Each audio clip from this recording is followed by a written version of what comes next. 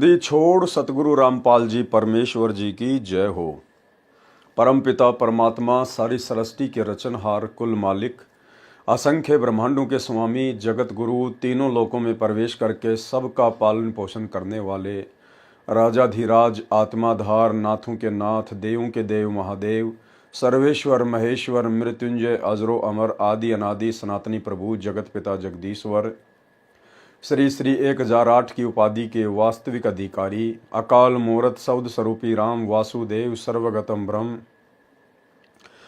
परम पूज्य प्रथम पूज्य परम संत परम पुरुष परम धनी परम दयालु सत्य कबीर हक्का कबीर अल्लाहु कबीर अल्लाहु अकबर बाखबर अल्लाह ताला जगत के तारणहार जगत के मुक्तिदाता जगत के जगन्नाथ हारे के सहारे हिंदुओं के राम मुसलमानों के अल्लाह सिखों के वाहिगुरु ईसाइयों के मसीह दया के सागर दया निधि करुणा के सागर करुणा निधि स्वयंभू परिभू संकट मोचन कष्ट हरण मंगल करण दुख भंजन अविगत कबीर निर्विकार निर्विषम परमात्मा अलय अलेख सतगुरु आदि अनादि सतगुरु असली मर्यादा पुरुषोत्तम असली राम असली कृष्ण असली घनश्याम असली मुरारी राजाओं के राजा महाराजाओं के महाराजा शहंशाहों के शहंशाह सम्राटों के सम्राट भगवानों के भगवान अल्लाहों के अल्लाह प्रभुओं के प्रभु मसीहों के मसीह सच्चे वाहिगुरु बाबाओं के बाबा पीरों के पीर सेठों के सेठ जगत सेठ सावड़सा सेठ सर्वगुण संपन्न अनंत कोटि कलाओं के स्वामी अनंत कोटि ब्रह्मांडों के नायक योगियों में महायोगी ध्यानियों में महाध्यानी सिद्धों में परम सिद्ध ज्ञानियों में तत्व ज्ञानी ब्रह्म ज्ञानी महाज्ञानी परम ज्ञानी सर्वश्रेष्ठ ज्ञानी विज्ञानी युवा कबीर समरथ कबीर असमवात अमित ओजा सच्चे रहनुमा करीम अल्लाह सुभान अल्लाह दुनिया के अंतिम पैगंबर 8 सितंबर 1951 से गांव धनाना जिला सोनीपत हरियाणा भारतवर्ष की पावन भूमि पे प्रकट रियल कल की भगवान श्री नारायण साकार हरि श्री बाबा साहेब शब्द स्वरूपी राम गरीब निवाज संत श्रोमणी सतगुरु रामपाल जी परमेश्वर जी के चरण कमल में साध संगति से जुड़े हुए देश विदेश से हम सभी सत्सेवक भाई बहनों का अनंत कोटि दंडवत प्रणाम। सत्साई भाई और बहनों, दया पूज्य गुरुदेव भगवान की सारी सृष्टि के मालिक की जिनकी विशेष वीआईपी रजा से कृपा से आप और हम सभी सत्सेवक भाई बहन कबीर सागर के सरलार्थ के माध्यम से जो वीडियो बन रहे हैं उन वीडियो को देख देख कर परमाणु से जो साबित किया जा रहा है कि धरती पर एकमात्र पूर्ण संत पूर्ण गुरु तत्वदर्शी संत पूर्ण ब्रह्म परमेश्वर सतगुरु रामपाल जी ही हैं। इन सब बातों से हमारा जो विश्वास दृढ़ हो रहा है, हम निरंतर भक्ति मार्ग पर आगे बढ़ रहे हैं। भाई और बहनों, 4 युगों से गुरुदेव भगवान कबीर परमेश्वर इसी प्रकार से आत्माओं को दृढ़ करने का प्रयास कर रहे हैं, परंतु सतयुग से लेकर कलयुग की प्रथम पीढ़ी तक कोई भी आत्मा गुरु को परमात्मा मानकर भक्ति नहीं करती है, इतनी दृढ़ नहीं हो पाती है, इसलिए मोक्ष से वंचित रह जाती है।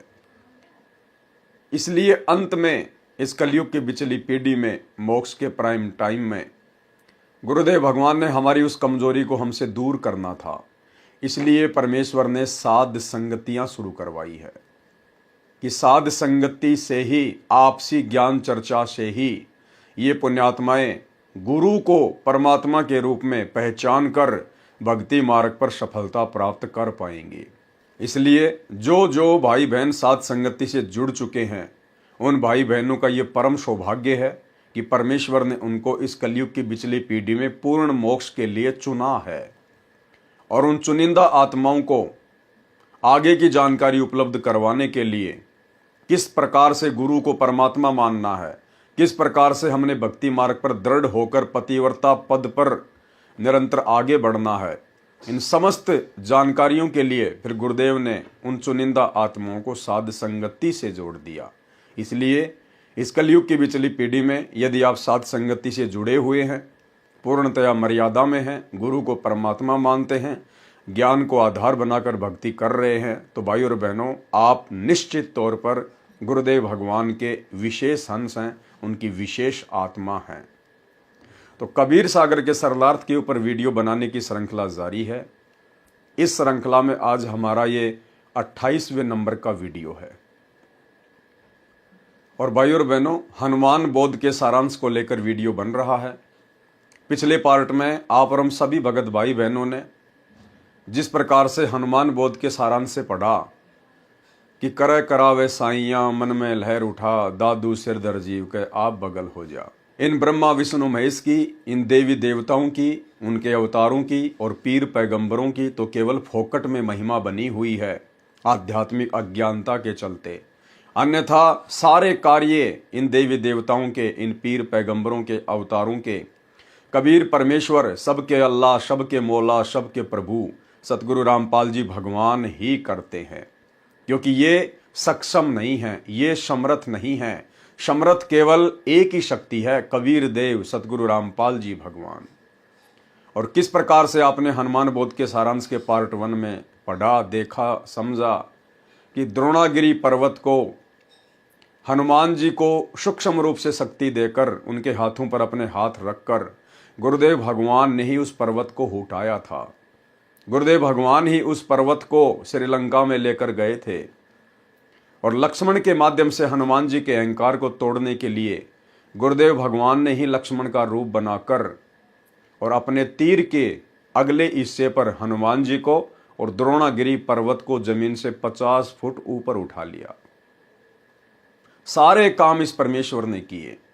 और अंत में फिर आपने देखा कि श्री रामचंद्र जी के हाथों पर सूक्ष्म रूप से अपने हाथ रखकर उनकी विशेष प्रार्थना पर रावण की नाभि में तीर भी पूज्य गुरुदेव सतगुरु रामपाल जी परमेश्वर जी ने ही मारा था। क्योंकि जितने भी जीव सृष्टि में हैं, ये सब उस कबीर परमेश्वर सतगुरु रामपाल जी भगवान की ही आत्माएं हैं। और आत्मा जब विशेष संकट में होती है, विशेष परेशानी में होती है, और यदि उसके कोई पिछले संस्कार, कोई भक्ति धन शेष होता है, तो परमेश्वर उस आत्मा की पुकार पर अवश्य किसी न किसी रूप में, प्रत्यक्ष या परोक्ष रूप में प्रकट होकर या सूक्ष्म रूप में अपनी उस प्यारी आत्मा की मदद अवश्य करते हैं। तो भाई और बहनों, इसीलिए कहते हैं कि करे करावे साइयां मन में लहर उठा, दादू सिर धर जीव के आप बगल हो जा। और ये सारा सब कुछ परमेश्वर क्यों कर रहे हैं? कबीर सागर के सरलार्थ को लिखना, अन्य पुस्तकों को लिखना, अब समय आने पर उन पुस्तकों के ऊपर वीडियो बनवाकर उनके अंदर छुपे हुए गूढ़ रहस्यों को उजागर करवाना क्यों करवा रहे हैं गुरुदेव? क्योंकि अब ये कलयुग की बिचली पीढ़ी है, मोक्ष का प्राइम टाइम है, और गुरु को एकमात्र परमेश्वर कबीर देव माने बिना, जुबान से नहीं, अपनी अंतरात्मा से, अपने हृदय से, तब तक हम लोग मोक्ष के पूर्ण अधिकारी नहीं बन सकते।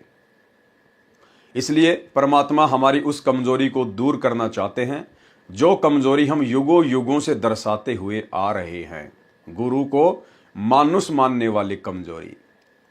तो यदि आप साथ संगति से जुड़े हुए हैं तो ये आपका परम सौभाग्य है कि आपने अपने गुरु को पूर्ण ब्रह्म परमेश्वर कबीर देव के रूप में अपनी अंतरात्मा से, अपने हृदय से स्वीकार कर लिया है, और उनके साथ उसी प्रकार से आप जी व्यवहार कर रहे हैं।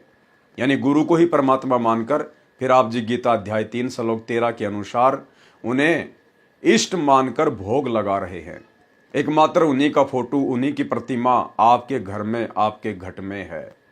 एकमात्र उन्हीं को अपना पति मानकर, परमेश्वर मानकर पतिव्रता पद की भक्ति कर रहे हैं।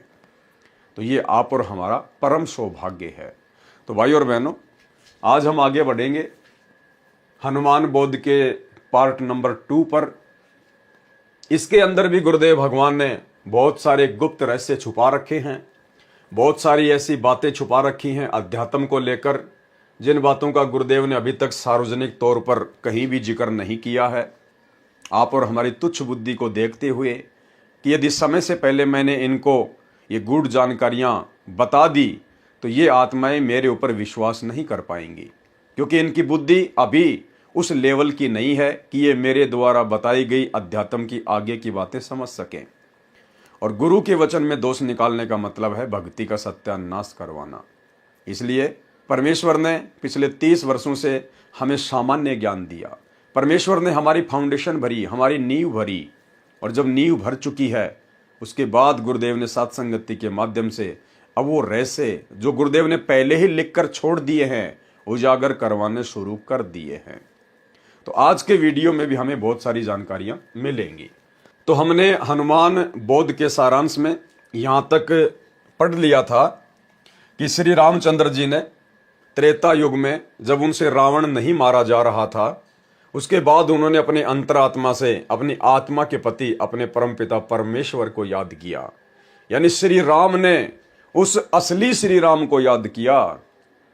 त्रेता युग में पैदा राम ने उस आदि राम को याद किया, जिस आदि राम की पूजा भक्ति, उसके नाम का सुमरण सतयुग में भी होता था, जो सब का राम है। राम राम सब जगत बखाने, आदि राम कोई बिरला ही जाने।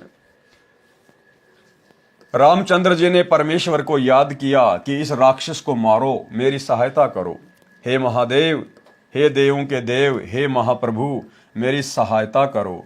आपकी बेटी सीता महाकष्ट में है, आपके बच्चे 33 करोड़ देवता भी इसी राक्षस ने जेल में डाल रखे हैं।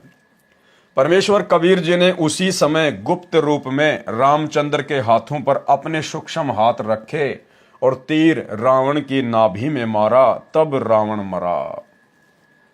परमेश्वर कबीर जी की प्राप्ति के पश्चात संत गरीबदास जी गांव छुड़ानी जिला झज्जर हरियाणा प्रांत वाले ने परमेश्वर कबीर जी की महिमा बताई है। कबीर जी ने बताया है कि कबीर कहे मेरे हंस को दुख ना दीजिए कोई, संत दुखाए मैं दुखी, मेरा आपा भी दुखी होए। गुरुदेव भगवान कह रहे हैं कि कबीर मेरे हंस को यानी मेरे भगत को, मेरे साधक को दुख ना दीजिए कोई, और मेरा भगत दुखी तो मैं दुखी, मेरा आपा भी दुखी होए। यानी मेरा जो दिल है, मेरी जो अंतरात्मा है, वो भी दुखी होती है यदि कोई मेरे भगत को, यदि कोई मेरे अंश को दुखी करता है। तो इसका मतलब केवल ये नहीं है कि हम बाकी जो गधे कुत्ते सुअर हैं उनको मारें पीटें, और केवल जो परमात्मा का भगत है, सतगुरु का भगत है, उसी से प्यार प्रेम से पेश आए। नहीं, इस पृथ्वी पर, इस 21 ब्रह्मांड में जितने भी जीव हैं, चाहे वो 84 लाख योनियों में है, चाहे वो मनुष्य शरीरधारी स्त्री या पुरुष है, सब परमेश्वर के हंस हैं, सब परमेश्वर के बच्चे हैं, उनके अंश हैं। अब जिस प्रकार एक दादाजी होता है, दादाजी का मुख्य अंश होता है उसका बेटा, क्योंकि वो डायरेक्ट उसके बिंद से पैदा होता है। लेकिन उसके बेटे का बेटा यानी दादा का पोता, उसमें दादाजी का अपने बेटे से भी ज्यादा लगाव होता है, क्योंकि वो भी दादा का ही अंश होता है। तो इसी प्रकार भाई और बहनों, हम विशेष तौर पर तो गुरुदेव भगवान के हंस हैं, उनके भगत हैं, क्योंकि हमें मनुष्य शरीर प्राप्त है। परंतु जितने भी 84 लाख योनियों में प्राणी भटक रहे हैं, वो भी अपने संस्कारवश भटक रहे हैं। आप और हम भी ना जाने कितनी बार भटके हैं। परमेश्वर उनकी भी हर पुकार सुनता है, और यदि उनके संस्कार में यदि कोई भक्ति धन होता है, ऐसा यदि कोई पुण्य होता है, तो परमेश्वर उन 84 लाख योनियों में कष्ट भोग रहे उन पशु पक्षियों की भी मदद करता है। जिस प्रकार महाभारत के युद्ध में एक टटेरी पक्षी ने अपने अंडों की रक्षा के लिए अपनी अंतरात्मा से गुरुदेव भगवान से प्रार्थना की, तो परमेश्वर जी ने उसके पिछले भक्ति संस्कार के आधार से, उसके पुण्यों के आधार से परमेश्वर ने इंद्र के हाथी का घंटा तोड़ के, जिसका वजन 88,000 मण था, महाभारत के युद्ध में उन अंडों के ऊपर डाल दिया, और किसी का ध्यान भी नहीं गया। पूरा महाभारत हो गया, करोड़ों लोग कट के मर गए। उसके बाद लोगों का ध्यान उस घंटे के ऊपर गया कि ये क्या है। लोगों ने काफी मशक्कत के बाद जब उसको उठा के देखा, तो नीचे वो टटीरी पक्षी और उसके अंडे बिल्कुल सुरक्षित थे। यानी जिस महाभारत में अग्नि बाण चले, लाखों करोड़ों लोग मर गए, बड़े बड़े योद्धा मर गए, सूरवीर मर गए, लेकिन परमेश्वर ने उस टटेरी पक्षी के अंडों पर आंच भी नहीं आने दी। इसलिए भाई और बहनों, हमने किसी को भी मन कर्म वचन से दुखी नहीं करना है, किसी को भी परेशान नहीं करना है, कुवचन नहीं बोलना है। अन्यथा हम भक्ति करते करते भी, भगत कहलवा कर भी अपने गुरुदेव भगवान के दोषी रहेंगे। इसलिए जो गलती वर्तमान में सतलोक आश्रमों से जुड़े हुए मुख्य लोग, बड़े बड़े स्टेट कोऑर्डिनेटर, वर्ल्ड कोऑर्डिनेटर, गुरुदेव के परिवार वाले कर रहे हैं, भगत भाई बहनों की पिटाई करके, माँ बहन की गंदी गंदी गालियां निकाल के, साथ संगतियां रुकवा के, भक्तों के ऊपर मुकदमे करवा के, हमने गुरुदेव के तत्व ज्ञान को आधार बनाकर स्वयं कष्ट उठा लेना है। लेकिन हमने किसी को भी कष्ट मन कर्म वचन से नहीं पहुंचाना है। कबीरा आप ठगाइए और न ठगिए कोई, आप ठगाए सुख होत है और ठगे दुख होए। जो तोकू काटा बोवे ताको बो तू फूल, और तोए फूल के फूल है वाको है त्रिशूल। अन्यथा गुरुदेव भगवान ने फिर अपना विधान भी बता दिया, और परमेश्वर का विधान अटल होता है, अटल। परमेश्वर स्वयं भी उसको नहीं तोड़ते। राजा अमरीश और दुर्वासा ऋषि की कथा सुनाते हुए गुरुदेव ने फिर स्पष्ट कर दिया कि राजा अमरीश कबीर परमात्मा के भगत थे, और दुर्वासा ऋषि में अहंकार था, अभिमान था, और दुर्वासा ऋषि ने जबरदस्ती राजा अमरीश के साथ बदतमीजी की, सुदर्शन चक्कर से उनका शीश काटना चाहा।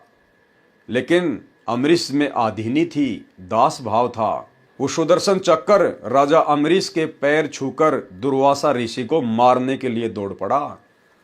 दुर्वासा ऋषि दौड़ता दौड़ता ब्रह्मा जी के पास गया। ब्रह्मा जी ने हाथ खड़े कर दिए, मेरे बस की बात नहीं है। शंकर जी के पास गया, शंकर जी ने हाथ खड़े कर दिए। अंत में विष्णु जी के पास गया, और विष्णु रूप में वहां पर कबीर परमात्मा सतगुरु रामपाल जी थे उस समय। और कबीर परमेश्वर ने फिर उसको डांटा, उसको धमकाया कि नालायक, तेरे अंदर अहंकार है, अभिमान है। तुझे किसने अधिकार दिया कि तू अपनी साधना, अपनी भक्ति को जबरदस्ती किसी और के ऊपर थोपेगा। उसके बाद परमेश्वर कबीर जी ने, सतगुरु रामपाल जी ने विष्णु रूप में दुर्वासा को कहा कि वापस जाकर राजा अमरीश से माफी मांग, उनके चरणों में पड़, तब तेरी जान बचेगी। और ऐसा ही हुआ। फिर गुरुदेव ने इस कथा का निष्कर्ष बताते हुए कहा कि पुण्यात्माओं, आप ये गलती ना करना। यदि आप वर्तमान में भगत भी आपस में लड़ाई करोगे, झगड़ा करोगे, मान लीजिए आप दो भगत हैं और दोनों ने ही गुरु से उपदेश ले रखा है, और एक भगत कुछ नहीं बोलता और दूसरा भगत उसको नाजायज परेशान करता है, दुखी करता है, तो गुरुदेव ने कहा कि भले ही वो भगत है जो नाजायज परेशान कर रहा है, दुखी कर रहा है, परमेश्वर उस भगत की तो रक्षा करेगा जो सारी परेशानियां झेल रहा है, और जो भगत होने के बाद जबरदस्ती बकवाद कर रहा है, भक्तों के साथ में मारपीट करता है, उसका परमात्मा बक्कल उतारेगा, यानी उसका शीश उतार देगा भगवान समय आने पर। ये कोई भेदभाव नहीं करता, समदृष्टि परमात्मा है। तो भाई, हम सत्सेवकों के साथ में सतलोक आश्रम मैनेजमेंट हरियाणा वालों ने, हमारे गुरु भाइयों ने, गुरुदेव के परिवार ने, इन कोऑर्डिनेटरों ने, वर्ल्ड कोऑर्डिनेटर ने जो बदतमीजियां की हैं, जो गंदगी फैलाई है परमात्मा के मार्ग में, साध संगति में, और साध संगतियां रुकवाकर जिस प्रकार ये भगवान के दोषी बने हैं, भक्तों के ऊपर झूठे मुकदमे करवाए, पुलिस वालों से पिटवाया, इन्होंने खुद पीटा, गालियां निकाली, धमकियों की गिनती नहीं। आने वाले समय में क्या बनेगी, सुनिए गुरुदेव का सत्संग। इसमें एक बहुत बड़ा नियम है प्रभु का कि सबसे ज्यादा हमें अधीन रहना होगा।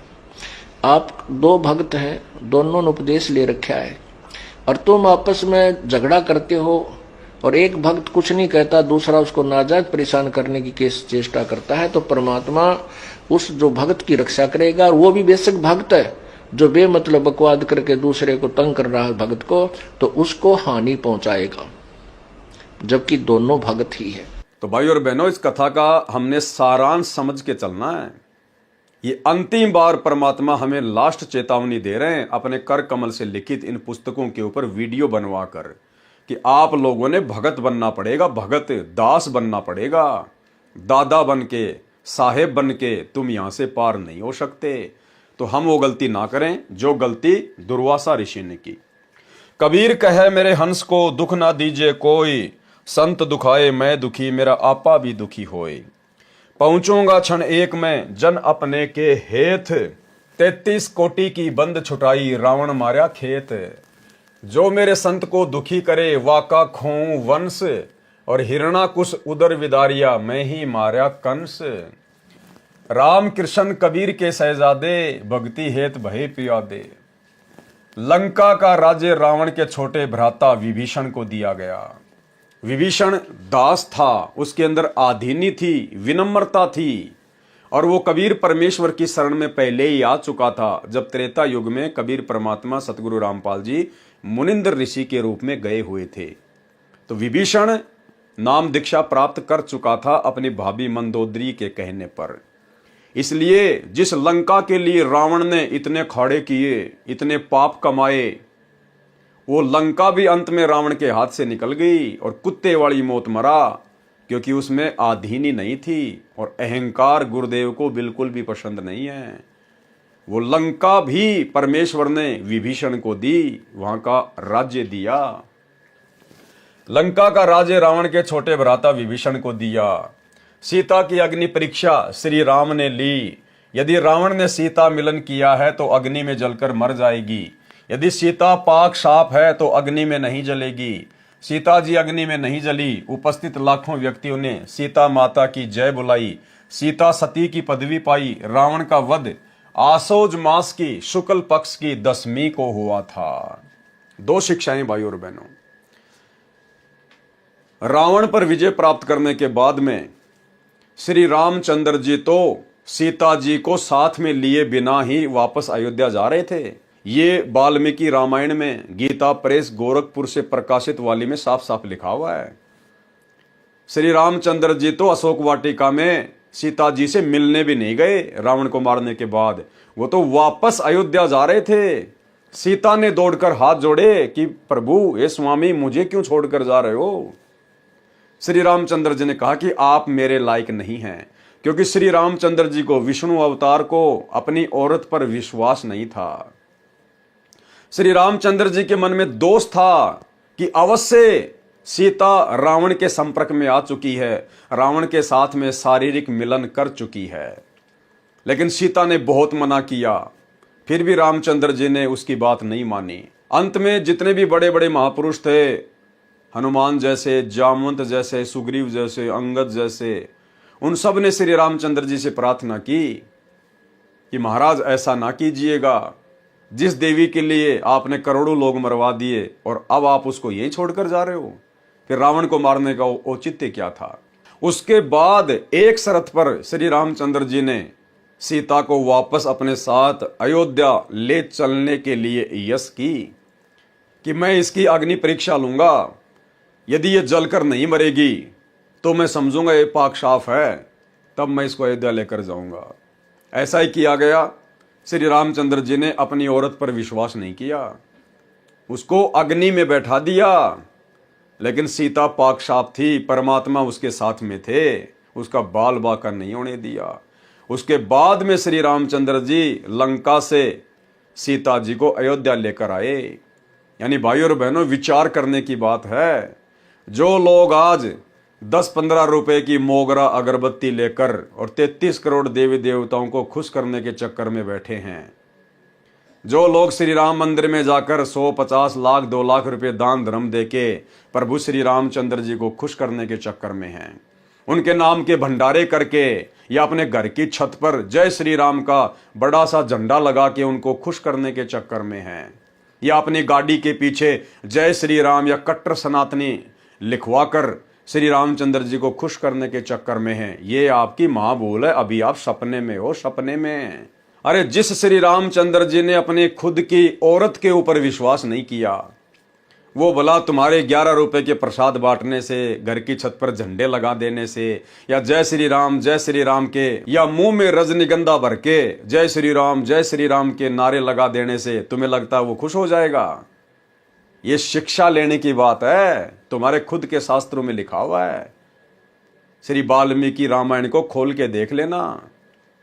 तो सोचिए, वो श्री रामचंद्र जी आप और हमारे जैसे कलयुगी लोगों पर, जिनका ना कोई कर्म है ना कोई धर्म है, जिनकी ना कोई किसी प्रकार की कोई मर्यादा है ना कोई भक्ति है, भला आप और हमारे पर वो क्यों विश्वास करेगा, कैसे विश्वास करेगा? आधार क्या है? जब वो अपनी औरत पर विश्वास नहीं कर पाया, उसकी भी अग्नि परीक्षा ली, तो आज तुम तो लाख जन्म में भी अग्नि परीक्षा देने के योग्य नहीं हो। अग्नि के निकट आते भस्म हो जाओगे, इतने पाप कर्मों से भरे हुए हो। तो भाई और बहनों, परमात्मा धरती पर आया हुआ है। वो राम का भी राम, आदि राम, कबीर परमेश्वर सतगुरु रामपाल जी के रूप में धरती पर प्रकट हैं।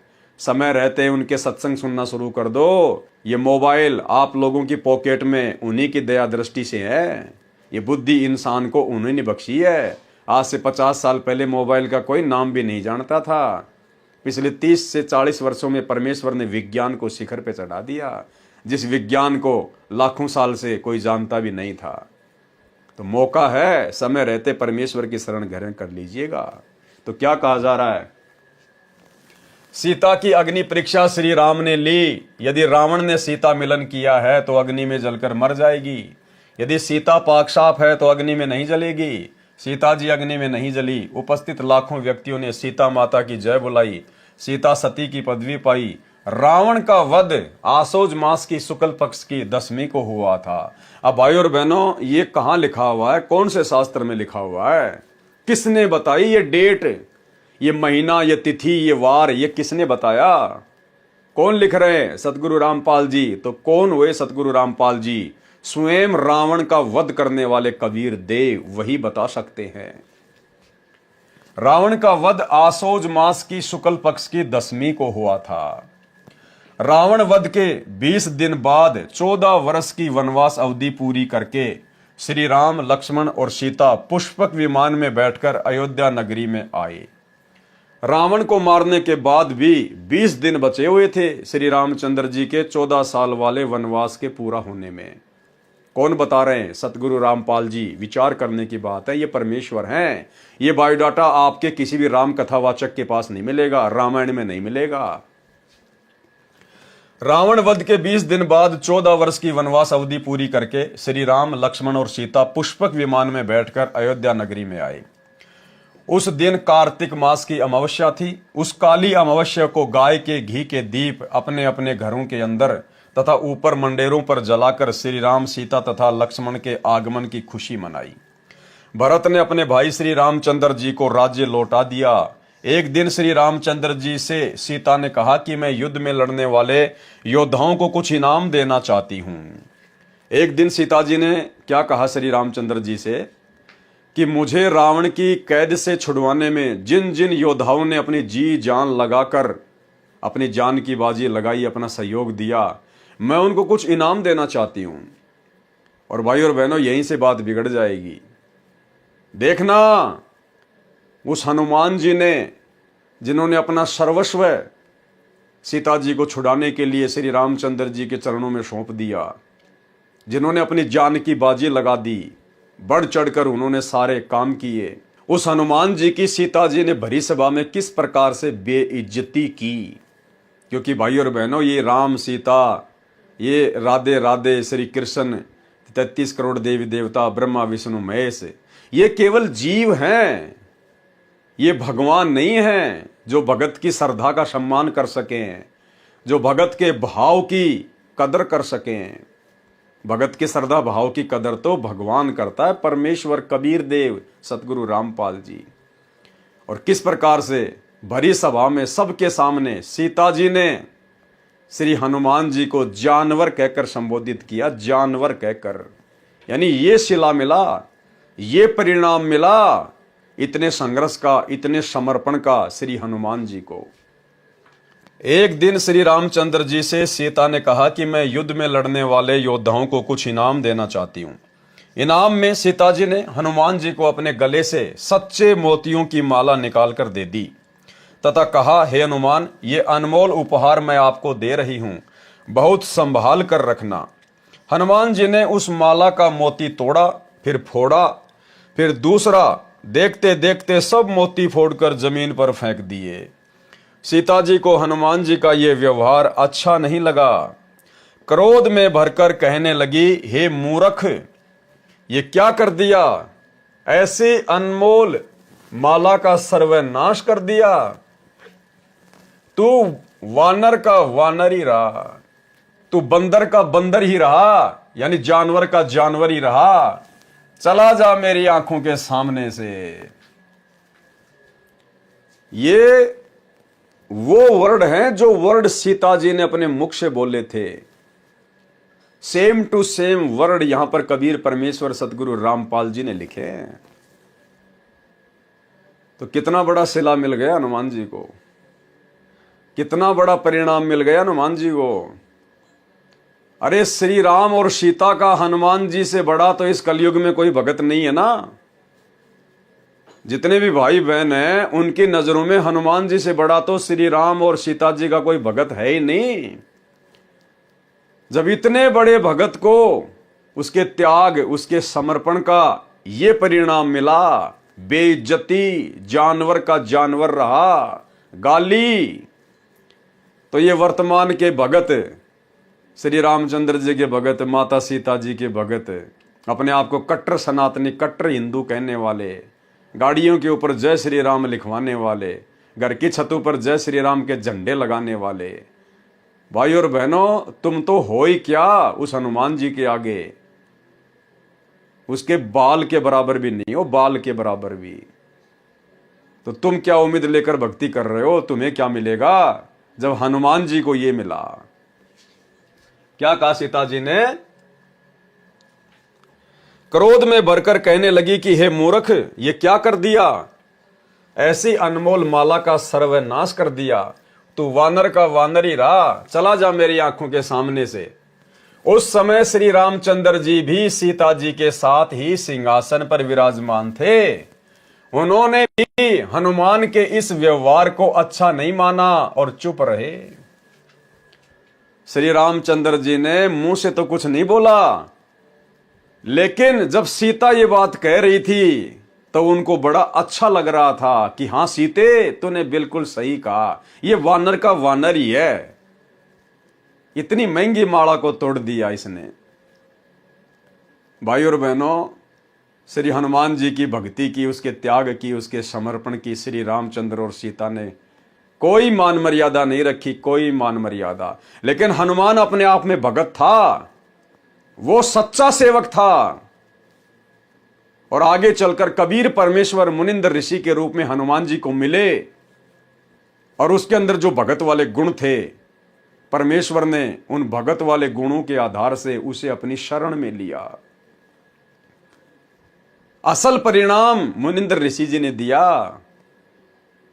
हनुमान जी की वीरता, उसके दास भाव, उसके त्याग, उसके समर्पण की जो वैल्यू थी, वो कबीर परमेश्वर सतगुरु रामपाल जी ने समझी, और परमेश्वर ने उसको वो अनमोल वस्तु बख्श दी जो अनमोल वस्तु श्री रामचंद्र जी के पास भी नहीं थी। उन्हें 3 लोक की सर्वश्रेष्ठ संपत्ति, उनको अपना नाम दिया, अपना उपदेश दिया, अपना भगत बनाया। गुरु समान दाता नहीं, याचक शिष्य समान, 3 लोक की संपदा, सो गुरु दीनी दान। यानी तीनों लोकों में सबसे महंगी यदि कोई संपत्ति है तो केवल गुरुदेव भगवान का नाम है। वो सबसे अनमोल संपत्ति हनुमान जी को बख्शी। और दूसरी बात भाई और बहनों, ये कथा हमें ये भी शिक्षा देती है कि एक भगत में वास्तव में ऐसे ही लक्षण होने चाहिए, ऐसे ही गुण होने चाहिए। अपने इष्ट देव के अतिरिक्त उसको किसी भी वस्तु में कोई मोह नहीं होना चाहिए। भगत के अंदर मान बढ़ाई और अहंकार नहीं होना चाहिए। दिखावे की भावना नहीं होनी चाहिए।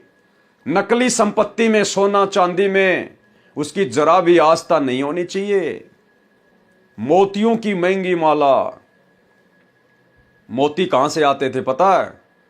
समुद्र में गहराई में जाकर गोताखोर बड़ी मेहनत करके, जान की बाजी लगाकर, और जो मोती समुद्र के पैंदे में होते थे, उन मोतियों को चुन चुन के लाते थे, फिर उनकी माला बनाई जाती थी। उस माला को राजा महाराजा, रानी महारानियां पहना करती थी, जो सबसे कीमती होती थी। हनुमान जी ने उस माला को फोड़ना शुरू कर दिया, तोड़ना शुरू कर दिया कि मेरे किस काम की ये, यदि इसमें मेरे प्रभु श्री रामचंद्र जी का नाम नहीं है तो। यानी हनुमान जी की नजरों में वो मोतियों की माला, जो मोतियों की माला सीता जी के लिए इतना महत्व रखती थी, जो मोतियों की माला श्री रामचंद्र जी के लिए इतना महत्व रखती थी, जिस मोतियों की माला को वे अपने गले में डालकर रखा करते थे, हनुमान जी ने उनको फोड़ फोड़ के फेंक दिया। ये लक्षण एक भगत में होने चाहिए जब ज्ञान समझ में आ जाए, गुरु भगवान समझ में आ जाए। और आप और हम साथ संगत वाले भाई बहनों पर यह दया हुई है। आज साथ संगति से जुड़े हुए भगत भाई बहनों ने ज्ञान को आधार बनाकर वो सोना चांदी, आर्टिफिशियल ज्वेलरी हमने पहनना तो दूर की बात है, अपने घर से भी फेंक दिया उनको। फेंकने का मतलब है हमने सुनार को बेच दिया वो सोना, क्योंकि सोने में काल का प्रवेश है। नकली ज्वेलरी पहनना, सोने चांदी की ज्वेलरी पहनना, ये मान बढ़ाई में आता है, दिखावे में आता है। काल का दाव लगता है, सूक्ष्म चाल है ये काल की। परमेश्वर ने सात संगतियों से जोड़कर उस सोने को घर से बाहर निकलवा दिया।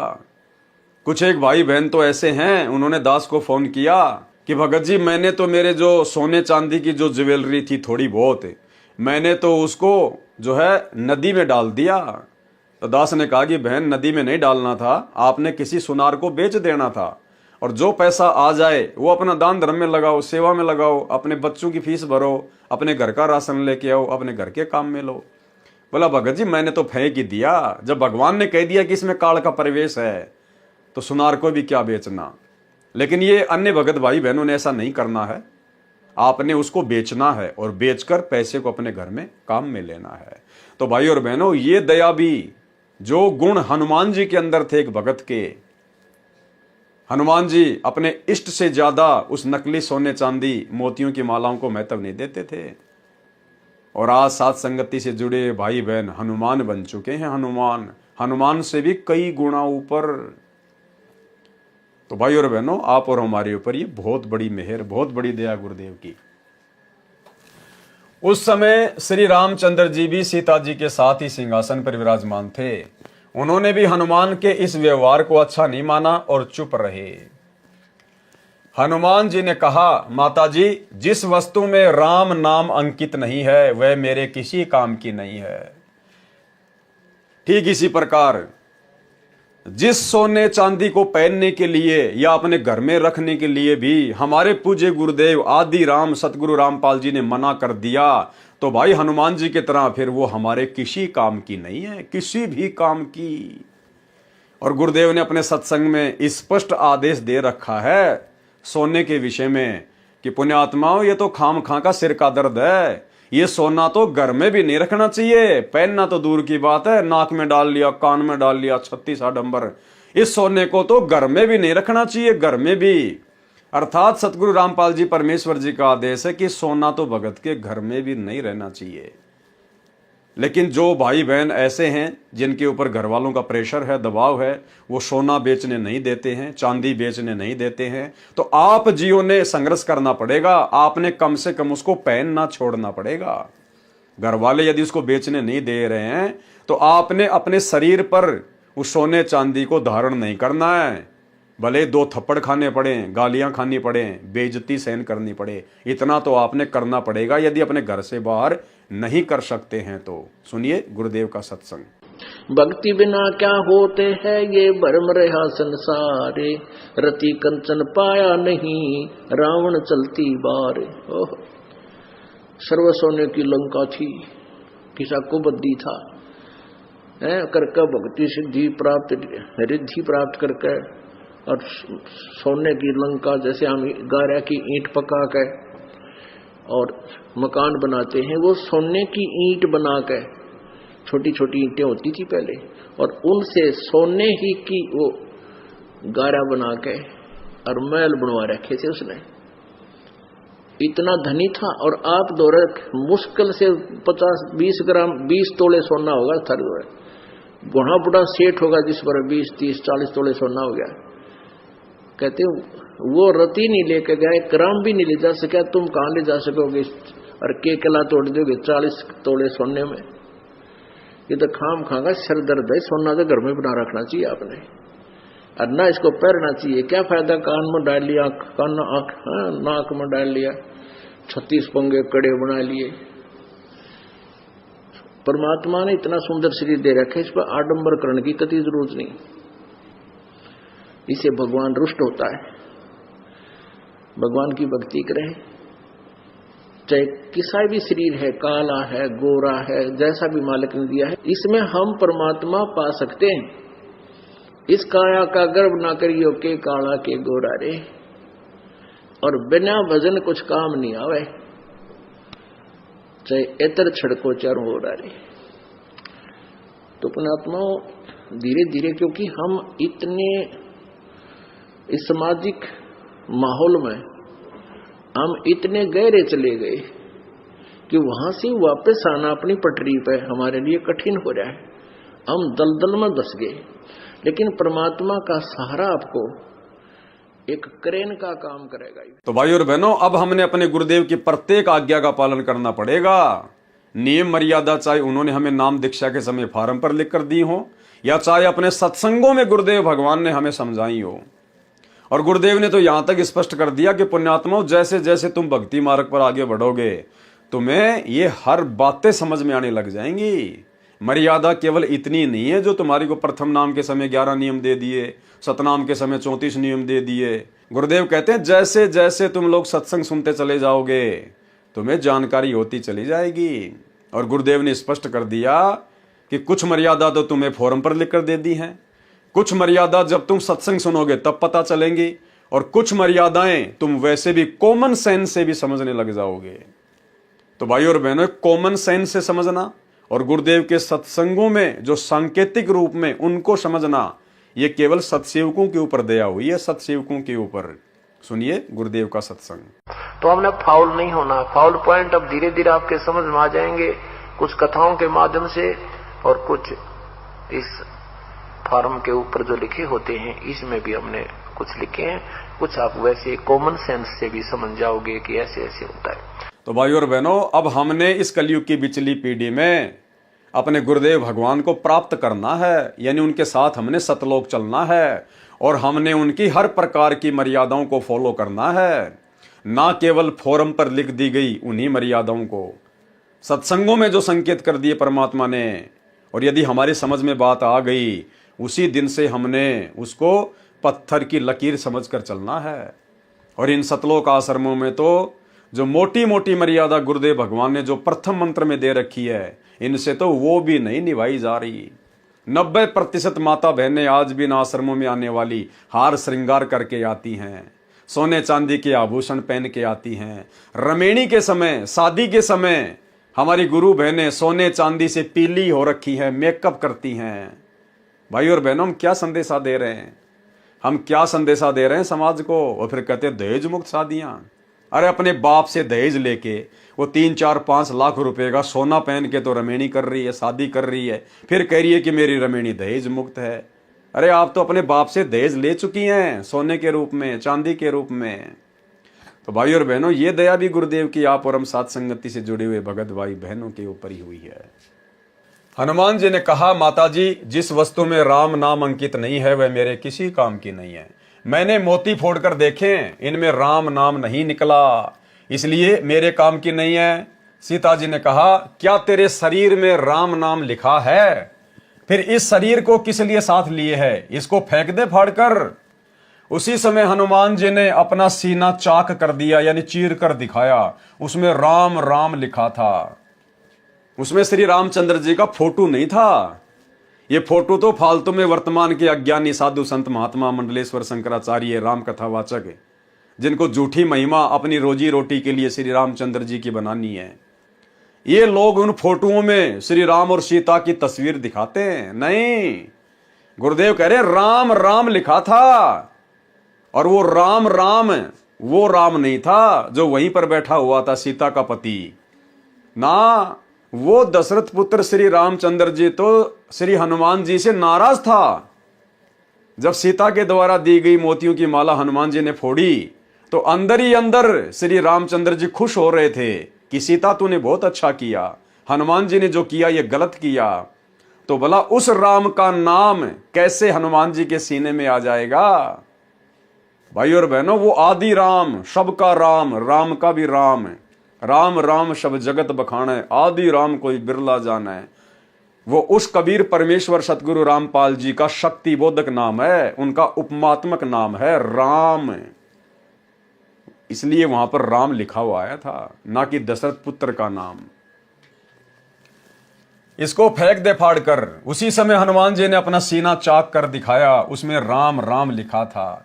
हनुमान जी उसी समय अयोध्या त्याग कर वहां से कहीं दूर चले गए, और हनुमान जी उसी समय अयोध्या को छोड़कर श्री राम और सीता की इस हरकत से दुखी होकर कि चलो सीता ने तो कह दिया सो कह दिया, लेकिन जिस श्री रामचंद्र जी के लिए मैंने अपना तन मन धन अपने प्राण न्यौछावर कर दिए, वो श्री रामचंद्र भी चुपचाप मूक दर्शक बन के देख रहा है, अपनी औरत का ही समर्थन कर रहा है।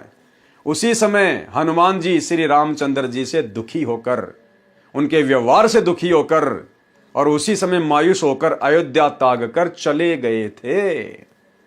यह है असली कहानी, असली राम कहानी। दुनिया चले ना श्री राम के बिना, राम जी चले ना हनुमान के बिना। हनुमान जी राम का तो अलग अलग बंटवारा हो गया था उसी समय। हनुमान जी उसी समय अयोध्या त्याग कर वहां से कहीं दूर चले गए। श्री रामचंद्र जी अपनी अयोध्या नगरी की जनता के दुख दर्द जानने के लिए गुप्त रूप से रात्रि के समय वेश बदलकर घूमा करते थे। कुछ वर्ष उपरांत जब राजा रामचंद्र जी रात्रि में अयोध्या की गलियों में विचरण कर रहे थे, एक घर से ऊंची ऊंची आवाज आ रही थी। राजा रामचंद्र जी ने निकट जाकर वार्ता सुनी। एक धोबी की पत्नी झगड़ा करके घर से चली गई थी। वह 2-3 दिन अपने बहन के घर रही, फिर लौट आई। धोबी उसकी पिटाई कर रहा था, कह रहा था कि निकल जा मेरे घर से, तू 2 रात बाहर रहकर आई है, मैं तेरे को घर में नहीं रखूंगा, तू कलंकित है। वह कह रही थी, मुझे सौगंध भगवान की, सौगंध है राजा राम की, मैं पाक साफ हूं, आपने मारा तो मैं गुस्से से अपनी बहन के घर गई थी, मैं निर्दोष हूं। तो धोबी ने क्या कहा? धोबी ने कहा कि मैं दशरथ पुत्र रामचंद्र नहीं हूं जो अपनी कलंकित पत्नी को घर ले आया है, जो वर्षों रावण के साथ रही थी। अयोध्या नगरी के सब लोग लुगाई चर्चा कर रहे हैं, क्या जीना है ऐसे व्यक्ति का जिसकी पत्नी अपवित्र हो गई हो। राजा राम ने धोबी के मुख से यह बात सुनी तो कानों में मानो गरम तेल डाल दिया हो। इसको कहते हैं भाई और बहनों लोक लाज। ये लोक लाज भक्ति मार्ग में, परमात्मा की प्राप्ति में, मोक्ष प्राप्ति में सबसे बड़ी बाधा है। श्री रामचंद्र जी को उसी समय अपने मान सम्मान की, अपने इज्जत की, अपनी कुल मर्यादा की चिंता हो गई कि तेरे विषय में तो अयोध्या की जनता ऐसी ऐसी बातें सोच रही है, तेरा तो जीना ही हराम है। वापस घर पे आ गया और दूसरे ही दिन सीता जी को, जो कि गर्भवती थी, उसको अयोध्या से जंगल में निकाल दिया, सिर्फ इस बात के कारण कि अयोध्या के लोग मेरे बारे में क्या सोच रहे हैं, मेरी तो इज्जत पे बाट लग गया। जबकि श्री रामचंद्र जी सीता जी की अग्नि परीक्षा लेकर लाए थे अयोध्या में, वो पाक साफ थी, उन्होंने अपनी आंखों देख लिया था। उसके बावजूद भी श्री रामचंद्र जी ने अपनी पत्नी की कोई इज्जत नहीं की, उन्हें अपनी पत्नी की कोई फिक्र नहीं रही। और एक धोबी की छोटी सी बात को लेकर और लोक लाज में पड़कर और अपनी पत्नी सीता को अयोध्या से जंगल में धक्के खाने के लिए निकाल दिया। तो विचार करो श्री रामचंद्र जी के पुजारियों, श्री विष्णु जी अर्थात श्री रामचंद्र जी के भक्तों, अरे तुम लगते ही क्या हो श्री रामचंद्र जी के, तुम तो उनके रिश्तेदारों के रिश्तेदार भी नहीं हो। जो अपनी पत्नी को अपनी आंखों से देखने के बाद भी कि ये पाक साफ है, अग्नि परीक्षा में मरी नहीं, जली नहीं, और अपनी धर्म पत्नी को, सीता को, और एक धोबी के कहने से और अयोध्या से बाहर निकाल दिया, उसको त्याग दिया, तो भला वो श्री राम तुम्हें क्यों अपनाएगा, कैसे अपनाएगा? तुम उसके लगते ही क्या हो? ये शिक्षा लेने की बात है, इतिहास से तुम सब जानते हो इस घटना को। इसलिए भाई और बहनों, असली श्री रामचंद्र जी के पैर पकड़ो, असली आदि राम की भक्ति करो, जो वर्तमान में धरती पर संत रामपाल जी के रूप में प्रकट हैं। और एक बार उनकी शरण में आके देखो, तुम्हें यदि हनुमान जी से भी ज्यादा प्यार ना दे तो, मान सम्मान और इज्जत ना दे तो, यदि तुम्हारे कर्मों के कांटे गिन गिन के ना निकाल दे तो, तुम्हें फूल जितनी भी चोट नहीं लगने देगा ये परमात्मा, यदि मर्यादा में रह के इनकी भक्ति पे लगे रहोगे तो।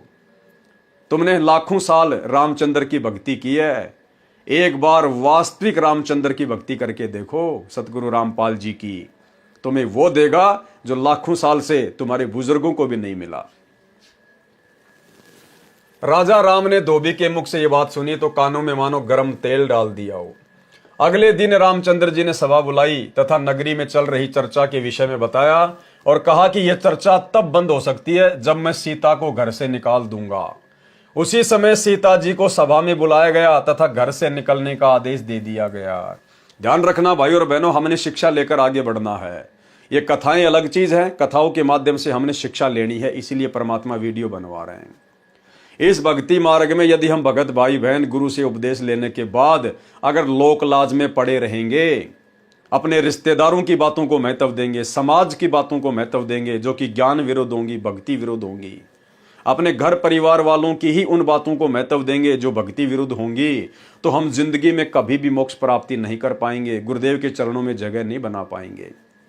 अच्छे से हम पहले ज्ञान को समझें, उसके बाद गुरु से दीक्षा लें, और गुरु से दीक्षा लेने के बाद यदि काल प्रेरणा से आपके मन में दोष पैदा करने के लिए या आपके ऊपर दबाव डालने के लिए, यदि काल प्रेरणा से आपके रिश्तेदार, समाज वाले, जहां पे आप मेहनत मजदूरी ऑफिस में काम करते हैं, वहां पे आपके साथी सहपाठी आपको चाहे कुछ भी क्यों ना कहें, कैसे भी बातें क्यों ना बनाएं, आपने उनकी बातों का 1% भी अपने ऊपर कोई असर नहीं करना है।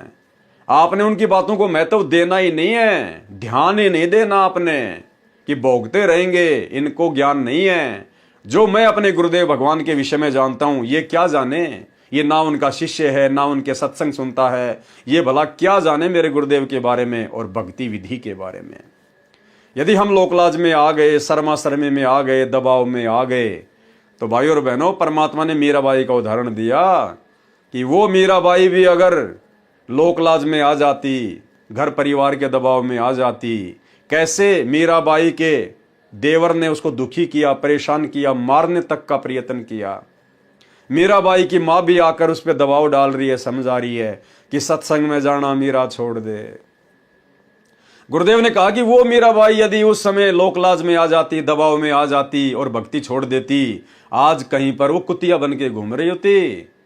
आज उस मीराबाई के जैसे 300 मीराबाई मरती हैं। परमात्मा उनकी सार संभाल क्यों नहीं कर रहा? तो गुरुदेव भगवान कहते हैं कि आपने दृढ़ होकर भक्ति करनी है। लोक लाज मर्याद जगत की, तिणके जू तोड़ बगावे, जब कोई राम भगत गति पावे। और मालिक कहते हैं लोक लाज ना कीजिए, निर्भय हो रहिए, जय मन चावे राम को तो दासा तन धरिए। आप आधीनी भाव से रहना, किसी के साथ में झगड़ा मत करना, मारपीट लड़ाई मत करना, भले आपको कोई 2 थप्पड़ मार दे, 2 गालियां निकाल दे, आप सुनते रहिएगा, परमात्मा समय आने पर सब कुछ सेट कर देगा। हम यदि मर्यादा में रहेंगे, आधीने में रहेंगे, दुनिया कुछ भी भोके, हमारे गुरुदेव हमारे साथ में हैं, बाड़ी बाका नहीं होगा। और यदि लोकलाज में आ गए, अपने कुल की मर्यादाओं में आ गए, दबाव में आ गए, भक्ति छोड़ दी, तो परमात्मा कहते हैं कुल करने के कारण हंसा गया बिगोए, और फिर यो कुल के कर लेगा जब तू 4 पाए का होए।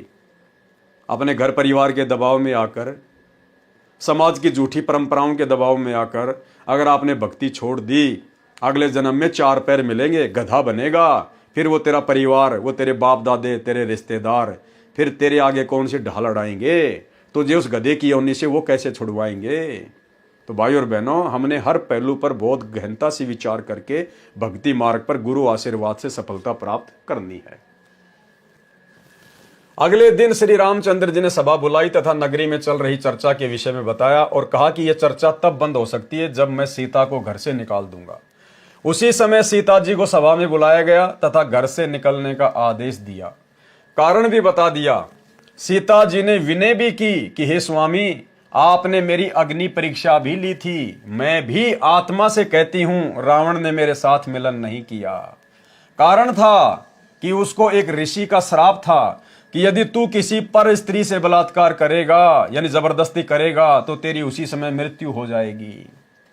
भाइयों और बहनों, ये दया भी सीता के ऊपर विशेष तौर पर सतगुरु रामपाल जी परमात्मा, इस कबीर भगवान ने बख्शी है। क्योंकि ये राम, सीता, 33 करोड़ देवी देवता, ये जितने बड़े बड़े जो ये पदों पर बैठे हुए हैं, ये अपनी भक्ति के प्रतिफल में बैठे हुए हैं। कौन सी भक्ति? इस कलयुग की पिछली पीढ़ी में सतगुरु रामपाल जी की भक्ति, सतनाम की कमाई। लेकिन काल प्रेरणा से मर्यादा टूट गई, गुरु विमुख हो जाते हैं, फिर काल के हत्थे लग जाते हैं। तो सतगुरु रामपाल जी परमेश्वर को, अंतर्यामी कबीर देव को इस बात का पता था कि मेरी उस प्यारी आत्मा के साथ में त्रेता युग में ऐसे ऐसे घटना घटेगी। और वो रावण तो राक्षस है, दुष्ट व्यक्ति है, जिसने 33 करोड़ देवी देवताओं को अपने कैद में डाल लिया। दया नाम की चीज नहीं।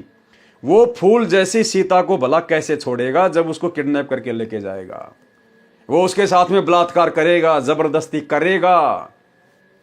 इसलिए सतगुरु रामपाल जी परमेश्वर जी की प्रेरणा से एक ऋषि के द्वारा पहले ही रावण को श्राप मिल चुका था, अगर तू किसी पर स्त्री के साथ में जबरदस्ती करेगा, बलात्कार करेगा, शारीरिक मिलन करेगा उसकी रजा के बिना, तो भाई तेरी उसी समय मृत्यु हो जाएगी। परमेश्वर ने पहले ही रावण को बांध दिया था, अन्यथा वो रावण तो सीता जी के परकत से उड़ा देता।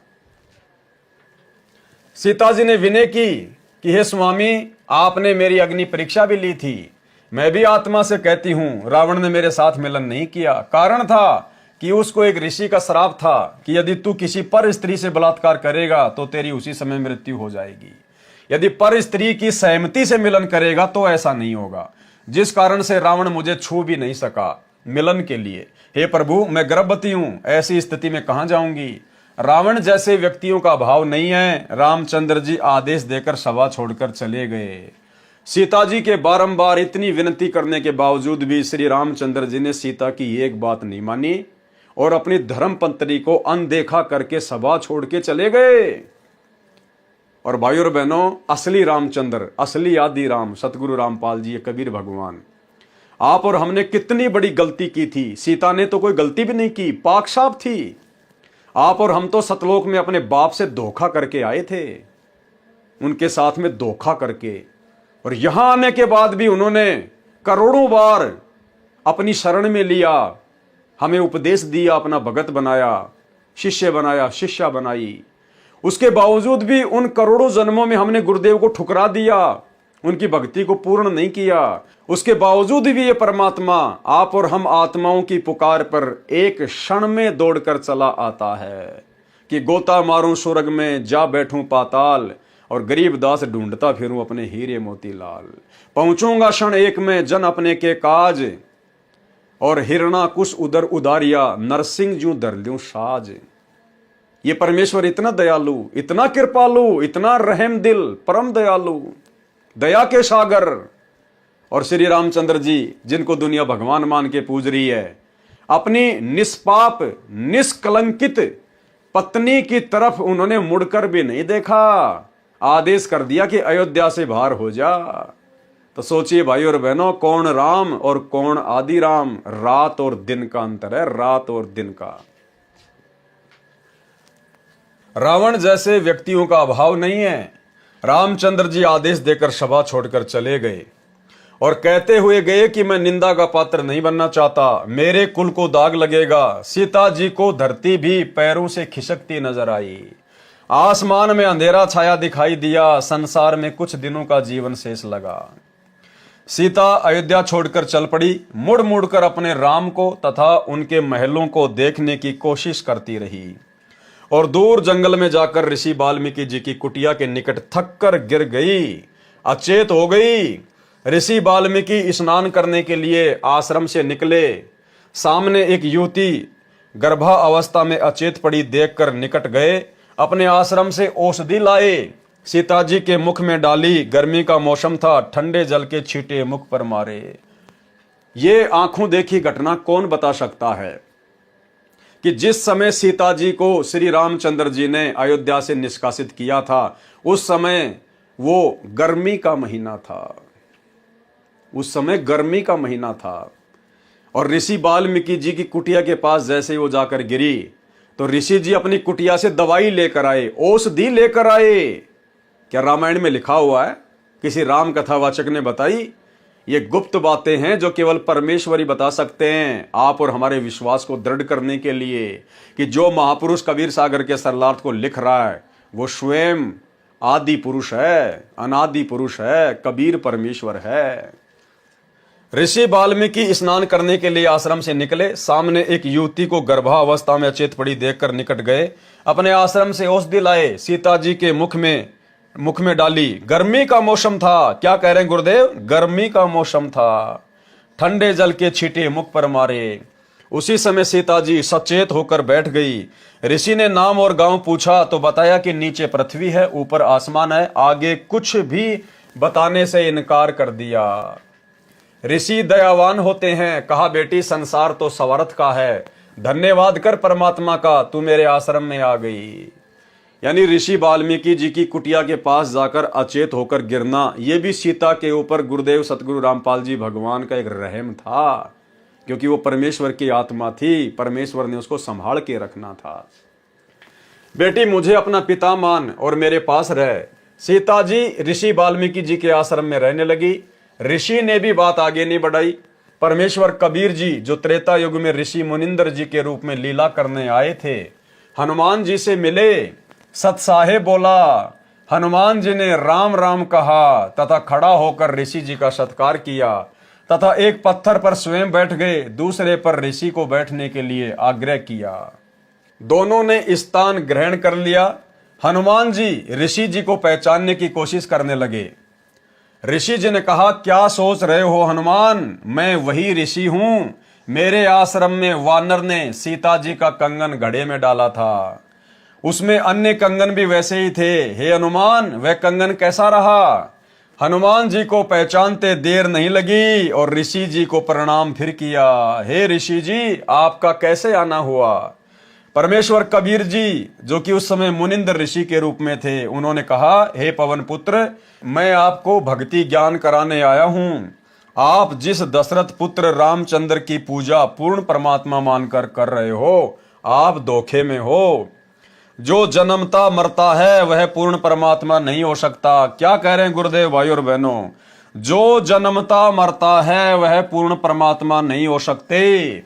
और आज सतलोक आश्रमों से जुड़ी हुई 90% संगत संत रामपाल जी को जन्म और मरण में ही मानती है। संत रामपाल जी को इंद्रो माई की कोख से जन्म लेकर आया हुआ मानती है और प्रतिवर्ष 8 सितंबर को अवतरण दिवस के नाम पर संत रामपाल जी का जन्मदिन मनाती है और परमात्मा मानती है कबीर जी की समझे जाने वाली मुर्दा फोटो को, दाढ़ी मूछ वाली कबीर जी की फोटो को। और यहां क्या कह रहे गुरुदेव भगवान हनुमान जी को समझाते हुए कि हनुमान, जो जन्मता और मरता है वो पूर्ण परमात्मा नहीं होता। और हिसार जेल से आई हुई ऑडियो में गुरुदेव ने स्पष्ट कह दिया कि जो खुद ही जन्म और मरण में है, जो भगवान खुद ही जन्म और मरण में है, वो भला हमारा जन्म मरण का रोग कैसे काट सकता है? सुनिए। इसी प्रकार आत्मज्ञान हो गया कि तू जीव है, भक्ति नहीं करेगा तो पशु बनेगा, मुश्किल से मनुष्य में प्राप्त हुआ, भक्ति कर। और समाधान सही है नहीं तो उस ज्ञान का फायदा क्या? जैसे मुझे बता दिया किसी ने कि तुझे ये रोग है और डॉक्टर ने बता दिया तो मुझे विज्ञान हो गया। जिसने मुझे बताया तुझे ये रोग है, दवाई उसके पास भी नहीं, तो वो ज्ञान होया ना होया बराबर है। ज्ञान हो कि रोग है, समाधान हो ये इसकी औषधि है, बात खत्म। तो अब आत्मज्ञान कि हमारे जन्म और मृत्यु का रोग लगा है, इसको कौन समाप्त कर सकता है? जो स्वयं जन्मते मरते हैं वो भगवान नहीं हो सकते, पर वो हमारा जन्म मृत्यु का रोग समाप्त नहीं कर सकता। जो स्वयं जन्मते मरते हैं वो भगवान नहीं हो सकते, पर वो हमारा जन्म मृत्यु का रोग समाप्त नहीं कर सकता। जो स्वयं जन्मते मरते हैं वो भगवान नहीं हो सकते, पर वो हमारा जन्म मृत्यु का रोग समाप्त नहीं कर सकता। अब पता चला परमात्म ज्ञान का, वो परमात्मा सतपुरुष परम अक्षर ब्रह्म है। तो भाई और बहनों, इसीलिए कहते हैं ना सतगुरु जननी जने और जाके माना बाप, पिंड भ्रमण से रहित है ना वहां तीनों ताप। यदि वास्तव में कोई सतगुरु होगा वो कभी भी मां के गर्भ से जन्म नहीं लेता, वो जन्म मरण में नहीं आता है। तो भाई और बहनों, सत्सेवक भाई बहनों के ऊपर विशेष मेहर है कि हमने अपने गुरुदेव को जन्म मरण से दूर स्वयंभू परमात्मा मानकर और आज उनको घर घर में विराजमान करके इष्ट रूप में पूजकर हम उनकी भक्ति कर रहे हैं। तो क्या कहा कबीर परमेश्वर जी ने हनुमान जी से? आप धोखे में हो, जो जन्मता मरता है वह पूर्ण परमात्मा नहीं हो सकता। पूर्ण परमात्मा तो अविनाशी है, अविनाशी। और हम साथ संगति से जुड़े हुए सत्सेवक भाई बहन अपने गुरुदेव भगवान को अविनाशी मानकर प्रतिवर्ष 8 सितंबर को उनका प्रकट दिवस मनाते हैं। प्रकट दिवस, अविनाशी स्वयंभू परमात्मा मानकर। ना सतगुरु जननी जने जाके माना बाप, पिंड ब्रह्मंड से रहित है ना वाती नु ताप। तो भाई और बहनों, ये सात संगति गुरुदेव भगवान का यथार्थ 13वां कबीर पंथ है। और शतलोक आश्रमों से जुड़कर जो भाई बहन भक्ति साधना कर रहे हैं वो तो 12वें पंथ की टूटी फूटी भक्ति है, 12वें पंथ की। क्योंकि वो लोग दाढ़ी मूछ वाले कबीर जी को ही अपना भगवान मानते हैं, कबीर मानते हैं, उसी का प्रकट दिवस मनाते हैं। क्योंकि 12 पंथों का भगवान वो नकली दाढ़ी मूछ वाली कबीर की फोटो है। और 13वें यथार्थ कबीर पंथ का भगवान है सतगुरु रामपाल जी, जिन्होंने सन 1994 में अपने यथार्थ 13वें कबीर पंथ को चलाया। और वो पंथ चलाने वाला स्वयं कबीर परमात्मा ही है, अविनाशी प्रभु है। आप लोग सिर्फ आरती अपनी जुबान से करते हो, दिल से आरती नहीं करते। और ना आप जी आरती के मर्म को समझ पाए हो, केवल सत्सेवकों ने समझा है। आप आश्रमों से जुड़े भाई बहन रोज संध्या आरती करते हो और क्या बोलते हो, अवगुण किए घनेरे फिर भी भले बुरे हम तेरे, दास को जान के निपट नादान मोहे बख्श दियो अविनाशी। किसके आगे हाथ जोड़ के प्रार्थना कर रहे हो गुरुदेव के अंग में? अपने गुरुजी से, सतगुरु रामपाल जी से। और क्या कह रहे हो? मोहे बख्श दियो अविनाशी। अरे तुम रोजाना अपने गुरुदेव को अपनी जुबान से तो अविनाशी कह रहे हो। अविनाशी किसको कहते हैं? जिसका कभी विनाश नहीं होता, जो कभी जन्मता नहीं, जो कभी मरता नहीं, जो स्वयंभू होता है, प्रकट होता है। तो रोजाना तो तुम अपने गुरुदेव को अविनाशी कहते हो, लेकिन आप उनको अविनाशी मानते नहीं हो। अविनाशी तो आप जून के महीने में दाढ़ी मूछ वाली कबीर जी की मुर्दा फोटो को मानते हो। तो गुरुदेव को यदि किसी ने वास्तव में अविनाशी माना है और अविनाशी मानकर यदि उनकी भक्ति कर रहे हैं तो केवल साध संगति से जुड़े हुए सत्सेवक भाई बहन। जो जन्मता मरता है वह पूर्ण परमात्मा नहीं हो सकता। पूर्ण परमात्मा तो अविनाशी है। हनुमान जी ने कहा, हे ऋषिवर, मैं आपके वचनों से दुखी होता हूं, मेरी भावनाओं को चोट लगती है, आप अन्य विषय पर चर्चा करें। परमेश्वर कबीर जी ने कहा कि यदि कोई व्यक्ति गलत रास्ते जा रहा हो, वह उस रास्ते को ठीक मानकर चल रहा हो जो डाकुओं के डेरे में जा रहा है। यदि कोई सज्जन पुरुष उसको बताए कि जिस रास्ते पर आप जा रहे हो आपकी जान तथा माल को खतरा है, आगे डाकुओं का डेरा है, पहले मारते हैं फिर लूटते हैं, यदि वह व्यक्ति कहे कि आप मेरी भावनाओं को चोटिल कर रहे हो, यह कितना सत्य है। हनुमान जी चुप रहे परंतु मुस्कुराए, मानो कह रहे हो आप सत्य कह रहे हो। हनुमान जी के चेहरे पर शांति का चिन्ह देखकर परमेश्वर ने बताया कि श्री राम जी श्री विष्णु जी के अवतार हैं। पॉइंट पे ध्यान देना भाई और बहनों।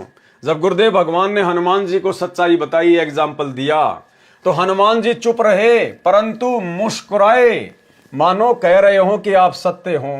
हनुमान जी हल्के से मुस्कुराए मन ही मन में कि बात तो बिल्कुल सच्ची है महात्मा जी की। तो कौन कह सकता है ये बात? क्या रामायण में लिखा हुआ है? किसी राम कथावाचक ने बताई क्या ये बात? राम कथावाचक तो त्रेता युग में हनुमान जी को ऋषि मुनिंदर जी ने अपनी शरण में लिया, कहीं कोई जिक्र ही नहीं है, किसी को पता ही नहीं है इस बात का। तो स्वयं वो मुनिंदर ऋषि वर्तमान में सतगुरु रामपाल जी के रूप में है और वे वही बताएंगे जो उस समय घटना घटित हुई थी। हनुमान जी चुप रहे परंतु मुस्कुराए, मानो कह रहे हो आप सत्य कहते हो। हनुमान जी के चेहरे पर शांति का भाव देखकर परमेश्वर ने बताया कि श्री राम जी श्री विष्णु जी के अवतार हैं। श्री विष्णु जी श्री ब्रह्मा जी तथा श्री शिव जी का पिता काल ब्रह्म है। इसी को ज्योति निरंजन भी कहते हैं। काल को इसकी गलती के कारण श्राप लगा है कि 1 लाख मानव शरीरधारी प्राणियों को प्रतिदिन खाया करेगा, 1.25 लाख प्रतिदिन उत्पन्न किया करेगा, जिस कारण से उसने अपने तीनों पुत्रों को एक एक विभाग का स्वामी बना रखा है। श्री ब्रह्मा जी रजगुण है, जिसके प्रभाव से सभी प्राणी प्रेरित होकर संतान उत्पत्ति करते हैं, जिस कारण से ब्रह्मा को भूल से उत्पत्ति कर्ता मान रखा है। उत्पत्ति कर्ता तो पूर्ण परमात्मा है, कबीर देव सतगुरु रामपाल जी भगवान। काल ने अपने दूसरे पुत्र विष्णु को कर्मानुसार पालन करने का विभाग दिया है। विष्णु सतगुण है, काल ने तीसरे पुत्र शिव तमगुण को इन 1,00,000 मानव शरीरधारी जीवों को मारकर उसके पास भेजने का विभाग दे रखा है। वह स्वयं अव्यक्त है। कौन? काल। वह स्वयं गुप्त रहता है। आप देख रहे हो, यहां कोई भी जीव अमर नहीं है। देवता भी मरते हैं, ब्रह्मा विष्णु शिव भी जन्मते मरते हैं। जो पूरी आयु जीते हैं, वृद्धा अवस्था भी सब में आती है। एक लोक ऐसा है जहां पर वृद्धा अवस्था तथा मरण नहीं है। यानी परमात्मा हनुमान जी को समझा रहे हैं कि एक लोक ऐसा है जहां पर वृद्धा अवस्था अर्थात बुढ़ापा तथा मरण नहीं है। वहां कोई रावण किसी की पत्नी का अपहरण नहीं करता। आपकी आंखों के सामने लंका में हुए राम रावण युद्ध में कितने व्यक्ति तथा अन्य प्राणी मारे गए। एक सीता को छुड़ाने के लिए आपने श्री रामचंद्र जी के लिए अपने प्राणों की बाजी लगाकर लंका को जलाया। रावण का भाई अहि रावण जो पाताल का राजा था, वह राम तथा लक्ष्मण का अपहरण करके ले गया। उनकी बलि देने वाला था। आप वहां गए और उन दोनों को जीवित लाए। आप ही बताएं, वे परमात्मा है? भाई और बहनों, गहरी बात है, गहरी बात। हमें केवल शिक्षा लेनी है, अपने विश्वास को दृढ़ करना है। इस काल तक की नीचे की जितनी भी शक्तियां हैं और ये काल, इन सब से हमने अपनी आस्था को पूरी तरह से हटाना है। कितनी महत्वपूर्ण बात गुरुदेव ने मुनिंद्र ऋषि के रूप में हनुमान जी को बताई। क्या कहा कि आप जिस श्री रामचंद्र जी को भगवान मान रहे हैं, परमात्मा मान रहे हैं, सर्वश्रेष्ठ मान रहे हैं ना, कहते हैं ध्यान दो इस बात पे। श्री रामचंद्र जी के लिए आपने प्राणों की बाजी लगाकर लंका को जलाया। रावण का भाई अहि रावण जो पाताल का राजा था, वह राम तथा लक्ष्मण का अपहरण करके ले गया। अहि रावण, रावण का भाई जो पाताल लोक का राजा था, और वो लक्ष्मण और राम को बंधक बना के दोनों को किडनैप करके पाताल लोक में ले गया और उनकी बलि देने वाला था। उसी समय आप हनुमान वहां पहुंच गए और उन दोनों को छुड़वा कर लाए। आपने फिर अहि रावण को मारा। अब बताइए, क्या श्री रामचंद्र जी भगवान हो सकते हैं? यानी गुरुदेव हनुमान जी को समझा रहे हैं और आप और हमने दूसरे तरीके से समझना है। हनुमान जी को तो ये समझा रहे हैं कि भाई तू खुद राम और लक्ष्मण को अहिरावण की कैद से छुड़वा के लाया, तो सोच क्या वो परमात्मा हो सकता है क्या, जो खुद बंधन मुक्त नहीं हो पाया अहिरावण की कैद से, और तू हनुमान उसको जाके छुड़वा के ले आया? तो बड़ा कौन हुआ? वो तेरा श्री राम हुआ या फिर हनुमान तू हुआ, जिसने भगवान के भी बंधन काट दिए, जिसने भगवान को भी बचाया? अरे भगवान तो भगत को बचाया करता है, और हनुमान तू तो भगत है और तू भगवान को बचा रहा है। तो सोच, वो श्री रामचंद्र जी भगवान हो सकता क्या जिसको तू भगवान मान के पूज रहा है? हनुमान की आंखें खुल गई।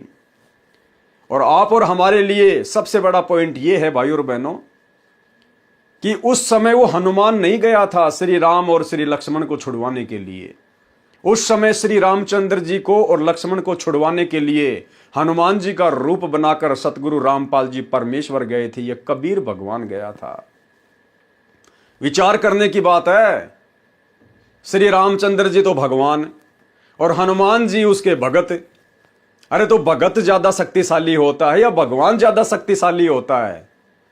जब श्री राम और लक्ष्मण, श्री राम तो विष्णु का अवतार, लक्ष्मण जी शेषनाग के अवतार, जब वो दोनों अपने आप को रावण के भाई अहि रावण की कैद से पाताल लोक से मुक्त नहीं करवा पा रहे थे और उनकी बलि चढ़ने वाली थी, तो भला एक भगत हनुमान जी भला कैसे भगवान को छुड़वा के लेके आ जाएगा?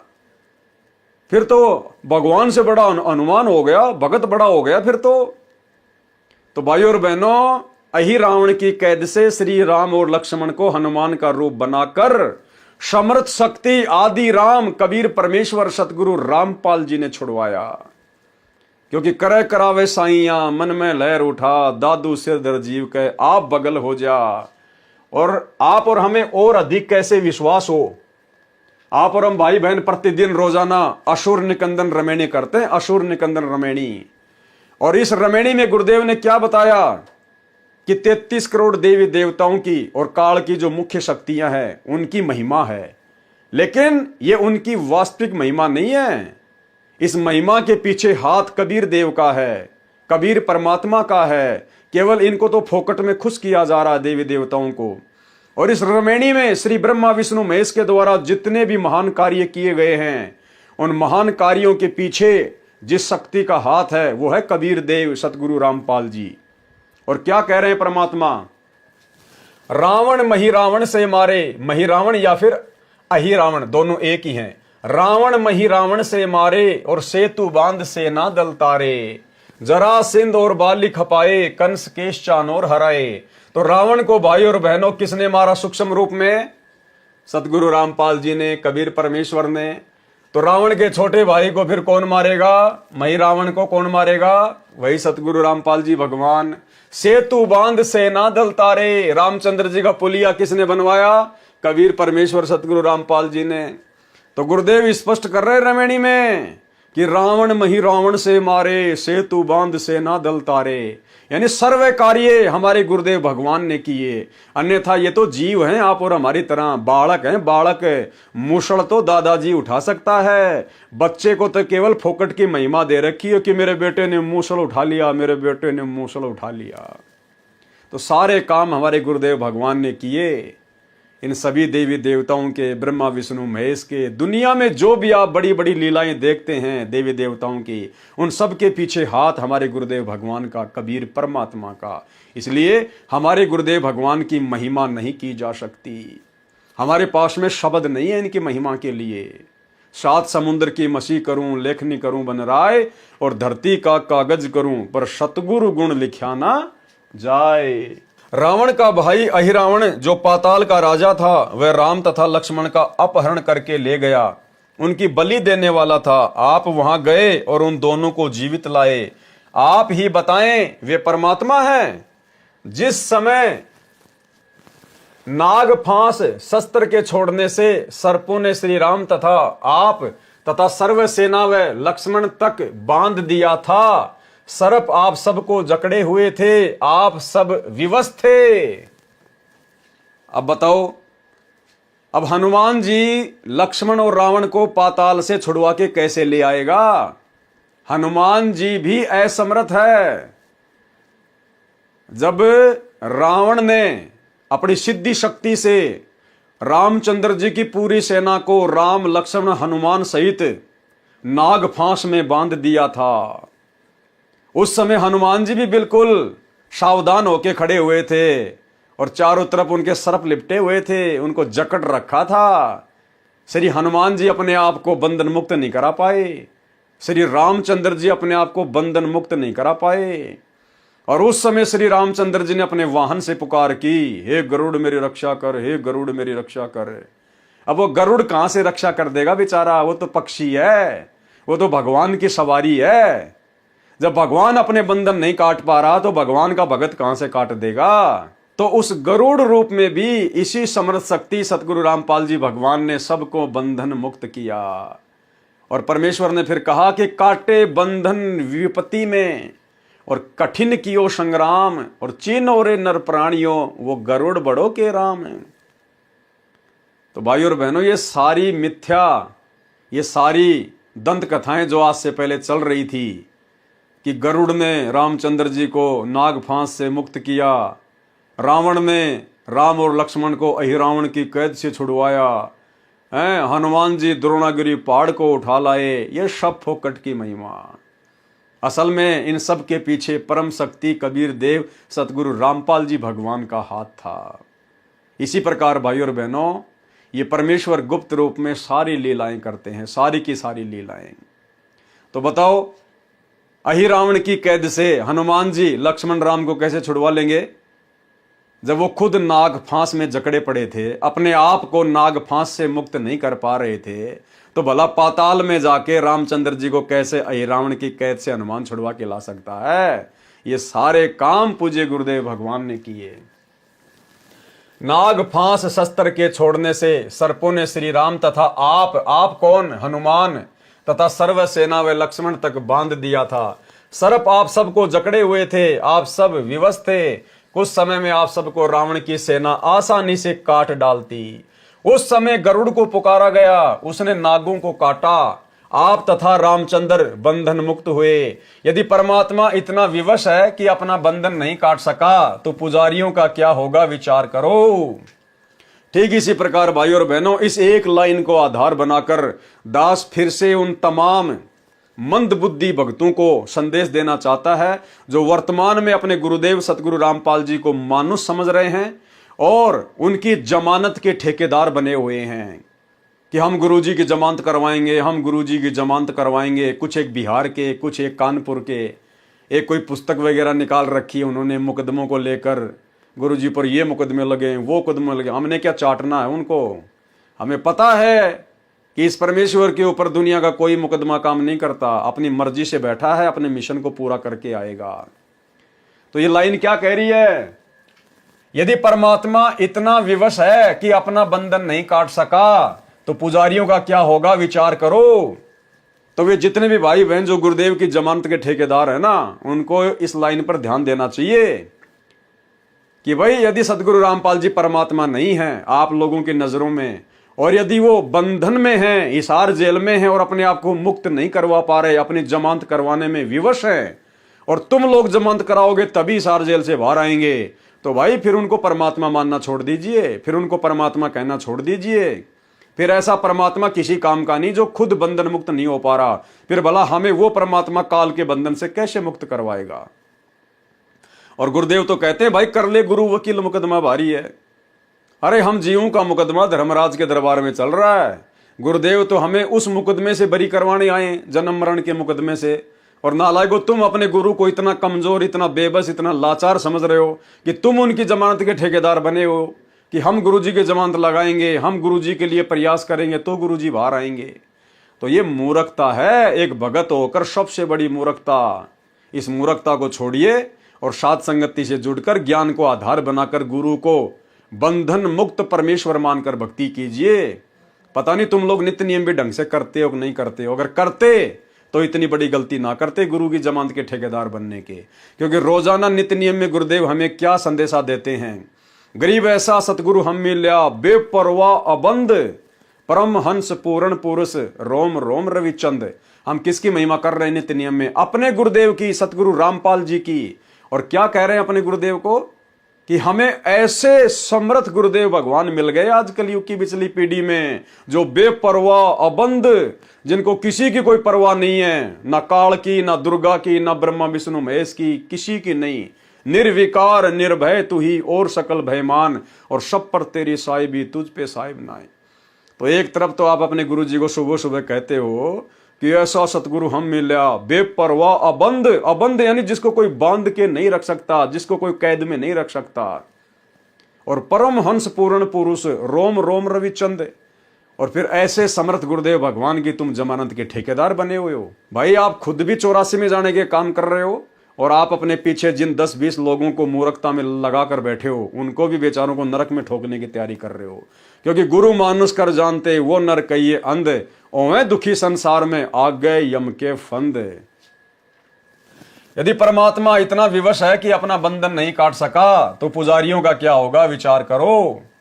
अरे काटे बंधन विपत में कठिन कियो संग्राम, चीनो रे नर प्राणियों गरुड़ बड़ो के राम। इसी प्रकार यदि आज आप लोगों के द्वारा जमानत करवाने से यदि सतगुरु रामपाल जी की जमानत हो जाती है और यदि वो जेल से बाहर आते हैं, तो इसी प्रकार आने वाले समय में ये दुनिया संत रामपाल जी को परमात्मा नहीं मानेगी। जैसे गरुड़ के द्वारा श्री रामचंद्र जी को बंधन मुक्त करवाने के बाद दुनिया उनको परमात्मा नहीं मानती, तो इसी प्रकार कल को ये दुनिया कह देगी कि रहने दो, जुबान बंद कर लो, हमारे गुरुजी परमात्मा, हमारे गुरुजी परमात्मा। अरे तुम्हारे भक्तों ने तुम्हारे गुरुजी की जमानत करवाई, तब कहीं जाकर 10 साल बाद जेल से बाहर आए थे। इतने बड़े परमात्मा थे तो 10 साल में आ जाते अपने आप। भक्तों के जमानत करवाने से क्यों आए? तो भाई गुरुदेव भगवान के नाम पे धब्बा लगता है, और ये परमात्मा है, बालक नहीं है, अंतर्यामी है। ये सबकी परीक्षा का समय है, ये अपनी मर्जी का मालिक है। अपने मिशन में जो गंदगी फैल गई थी उसको निकालने के लिए गया है और मिशन को साफ सुथरा करके अपनी लीला पूरी करके अपनी मर्जी से आएगा। ये किसी का गुलाम नहीं है, ये इसकी लीला है जो वर्तमान में तुम्हें समझ में नहीं आ रही है। इस बात को केवल साथ संगति से जुड़े हुए भाई बहन ही समझ सकते हैं। इसलिए साथ संगति से जुड़ो और अपने दिमाग में जो गंदगी तुम लोगों ने गुरु को मानुष मानकर पैदा कर रखी है उसको डिलीट करो, साफ करो। काटे बंधन विपत में कठिन कियो संग्राम, चीनो रे नर प्राणियों गरुड़ बड़ो के राम। हनुमान जी ने कहा, ऋषि जी समुद्र पर पुल बनाना क्या आम आदमी का कार्य है? ये परमात्मा बिना नहीं बनाया जा सकता। फिर भी हनुमान जी श्री रामचंद्र जी को परमात्मा मानने से इनकार नहीं कर रहे। उनके मन में खरपतवार भरी पड़ी है, वो गंदगी भरी पड़ी है। और परमात्मा से क्या सवाल किया कि ऋषि जी इतने बड़े समुद्र के ऊपर पुल बनाना क्या कोई एक आम व्यक्ति का काम है क्या? परमात्मा के बिना कौन बना सकता है? तो गुरुदेव ने क्या कहा, समुद्र पाटी लंका गयो सीता को भरतार, अगस्त ऋषि सातु पी गए इनमें कौन करतार। यदि आप समुद्र के ऊपर सेतु बनाने से श्री रामचंद्र जी को परमात्मा मानते हो तो अगस्त ऋषि ने सातु समुद्रों को पी लिया था, इनमें कौन परमात्मा है भाई? ऋषि मुनिंदर जी ने बताया कि आप भूल गए क्या, एक ऋषि आए थे, उन्होंने एक पर्वत के पत्थर को अपनी डंडी से रेखा खींचकर हल्का किया था, तब पत्थर तैरे थे, तब पुल बना था। रामचंद्र तो 3 दिन से रास्ता मांग रहे थे। समुद्र ने ही बताया था नल नील के विषय में। हनुमान जी ने कहा कि वह तो विश्वकर्मा जी थे। हनुमान जी बोला, वो जो बाबा आया था ना, जो पूरे पहाड़ के चारों तरफ एक डंडी से रेखा खींच कर गया था, पत्थर हल्के करके गया था, बोलो वो तो विश्वकर्मा जी थे जो भेष बदल के आए थे। हनुमान जी ने कहा वह तो विश्वकर्मा जी थे जो वेश बदल कर श्री रामचंद्र जी के बुलाने पर आए थे। परमेश्वर कबीर जी ने कहा कि विश्वकर्मा जी तो पुल का निर्माण कर सकते हैं, जल के ऊपर पत्थर नहीं तैरा सकते। परमेश्वर ने कहा कि विश्वकर्मा जी केवल समुद्र पे पुलिया बना सकते हैं, लेकिन समुद्र के ऊपर पत्थर तैराना उनके बस की बात नहीं है। नल नील के हाथों में शक्ति थी, उनके हाथों से डाली गई वस्तु जल के ऊपर तैरा करती थी। उस दिन उनमें अभिमान आ गया था, उनकी शक्ति समाप्त हो गई थी। वह आशीर्वाद मेरा ही था। हनुमान जी ने कहा, क्या आप ऋषि मुनिंदर जी हैं? परमेश्वर जी ने कहा, हाँ। मुनिंदर जी ने कहा कि आपने अपने प्राणों की परवाह न करके राम के लिए क्या नहीं किया? जब सीता ने आपको अपशब्द कहे और घर छोड़ने को कहा, उस समय श्री राम वहीं विराजमान थे। एक शब्द भी नहीं कहा कि सीता ऐसा ना कर। पवन सुत अंदर से तो मान रहे थे, परंतु ऊपर से कह रहे थे कि ऋषि जी किसी की आलोचना नहीं करनी चाहिए। मुनिंदर जी ने कहा कि सत्य कहना आलोचना नहीं होती। यदि श्री रामचंद्र और सीता के अंदर अच्छे इंसान वाले गुण भी होते तो भी आपका आजीवन एहसान मानते और अपने चरणों में रखते। श्री राम और सीता के अंदर एक आम अच्छे इंसान वाले गुण भी नहीं थे। यानी भाई और बहनों, जो गुण आज गुरुदेव ने अपनी शक्ति से, अपनी भक्ति से आप और हम भगत भाई बहनों के अंदर पैदा कर दिए हैं, ऐसे अच्छे गुण श्री राम और सीता में भी नहीं थे। इस भक्ति से परमेश्वर ने मिट्टी को कंचन बना दिया है। यदि श्री रामचंद्र और सीता के अंदर अच्छे इंसान वाले गुण भी होते तो भी आपका आजीवन एहसान मानते और अपने चरणों में रखते। आप तो उनके बिना जीना भी उचित नहीं मानते। और सुनो, आपके साथ जैसा व्यवहार किया उसका फल भी सीता तथा रामचंद्र जी को मिल गया। सीता ने एक भगत को जो अपशब्द कहे थे, सीता ने जो भगत की भावनाओं को ठेस पहुंचाया, उसकी श्रद्धा को ठेस पहुंचाया। गुरुदेव कह रहे हैं कि सीता को भी उसका फल मिल गया, यानी अयोध्या में निकाली गई दर दर की ठोकर। और श्री रामचंद्र जी जो उस समय चुपचाप थे, सभा में बैठकर सत्य को सत्य नहीं कह पाए, वो श्री रामचंद्र भी अंत में सरयू नदी में डूब के मरा, छलांग लगा के। यानी भाई और बहनों, कितनी गहरी बात है।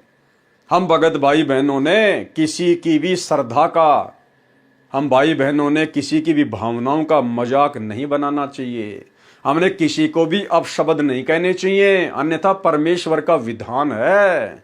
और रामचंद्र और सीता भी किसी जन्म में गुरुदेव के भगत थे, शिष्य थे, लेकिन जब त्रेता युग में उन्होंने हनुमान जी का अपमान किया, अपशब्द कहे, तो परमेश्वर ने यह नहीं देखा कि ये राम और सीता मेरे भगत थे। परमेश्वर ने उनको भी दंड दिया जैसा उन्होंने वो कर्म किया। तो आप और हमने बहुत सावधानी रखनी है, आधीनी के साथ गर्दन नीची करके, बिना किसी को कुबोल कहे, बिना अपनी जुबान से कोई अपशब्द कहे, क्योंकि परमेश्वर कहते हैं जीभ तो वाहे बली जो रटे हरि को नाम, नहीं तो काट कर फेंक दो मुख में भलो ना चाम। हमने सतलोक आश्रम मैनेजमेंट हरियाणा वाले इन कोऑर्डिनेटरों की तरह, गुरुदेव के परिवार वालों की तरह, हमने किसी को भी गाली गलौच नहीं करनी, किसी को भी अपशब्द नहीं कहना है, सत्य को सत्य अवश्य कहना है, लेकिन हमने किसी की निंदा चुगली या किसी की भक्ति और श्रद्धा का मजाक नहीं बनाना है। और सुनो, आपके साथ जैसा व्यवहार किया उसका फल भी सीता तथा श्री रामचंद्र को मिल गया है। कुछ वर्षों के पश्चात सीता जी को श्री राम ने घर से निकाल दिया। उस समय वह गर्भवती थी। यह सुनकर हनुमान जी की आंखों से आंसू निकल आए और ऋषि जी के चरणों में गिर गए, कुछ नहीं बोले। अयोध्या वासियों ने 2 वर्ष दिवाली और दशहरा मनाया था, उसके पश्चात बंद कर दिया था कि जिस देवी के लिए रावण मारा, आज वह फिर कितने रावणों का कष्ट झेलेगी। दीपमाला खुशी का प्रतीक है। जब राजा और रानी भिन्न भिन्न हो गए तो न दिवाली न राजा को अच्छी लगे और न प्रजा को, इसलिए दीपावली का त्योहार उसी समय से बंद हो गया था। जो 2 वर्ष मनाया गया था उसके आधार से भोली जनता ये पर्व मना रही है। अब वर्तमान में ये जितने भी श्री रामचंद्र जी के पुजारी हैं, सीता जी को अपनी माता कहते हैं। अरे तुम्हें अपनी माता जी का दुख दर्द याद है क्या? अपने भगवान का दुख दर्द याद है क्या? उनका जीवन तो नरक के जैसा था उस समय। अगर आप रामायण को पढ़कर देखोगे तो कभी ठंडा पानी ना श्री राम ने पिया, ना कभी सीता जी ने पिया। जब श्री रामचंद्र जी का राज्य अभिषेक का समय आया तो 14 साल का वनवास, जंगल में दर दर की ठोकर खाई, धक्के खाए, दुख उठाए। सीता को रावण ले गया। 12 साल बाद सीता जी को रावण की कैद से छुड़वा कर लाए, करोड़ों लोग मरवाए, सीता की अग्नि परीक्षा हुई, फिर सीता को वापस लाए, फिर धोबी के कहने से सीता को निकाल दिया। राजा कहाँ है, उनकी पत्नी कहाँ? कभी सौपन में सुख हो सकता है? और आप लोग खुशी मनाते हो दिवाली मना के, और फिर कहते हो हम लोग श्री रामचंद्र जी के भगत हैं, हम लोग श्री रामचंद्र जी के फॉलोवर हैं। अरे धिक्कार है तुम लोगों को। तुम्हारे भगवान तो कष्ट उठाते उठाते मर गए। माता सीता आजीवन कष्ट उठाती रही। उनके उस कष्ट को देखते हुए तो अयोध्या वासियों ने भी 2 साल के बाद में दिवाली और दशहरा मनाना बंद कर दिया था। और तुम आज उस पाखंड को बढ़ चढ़ के जो है समाज में फैला रहे हो। तो तुम काई के राम भगत हो, काई के सीता भगत हो, केवल सांप वाली लकीर पीट रहे हो, परंपराओं का निर्वाह कर रहे हो।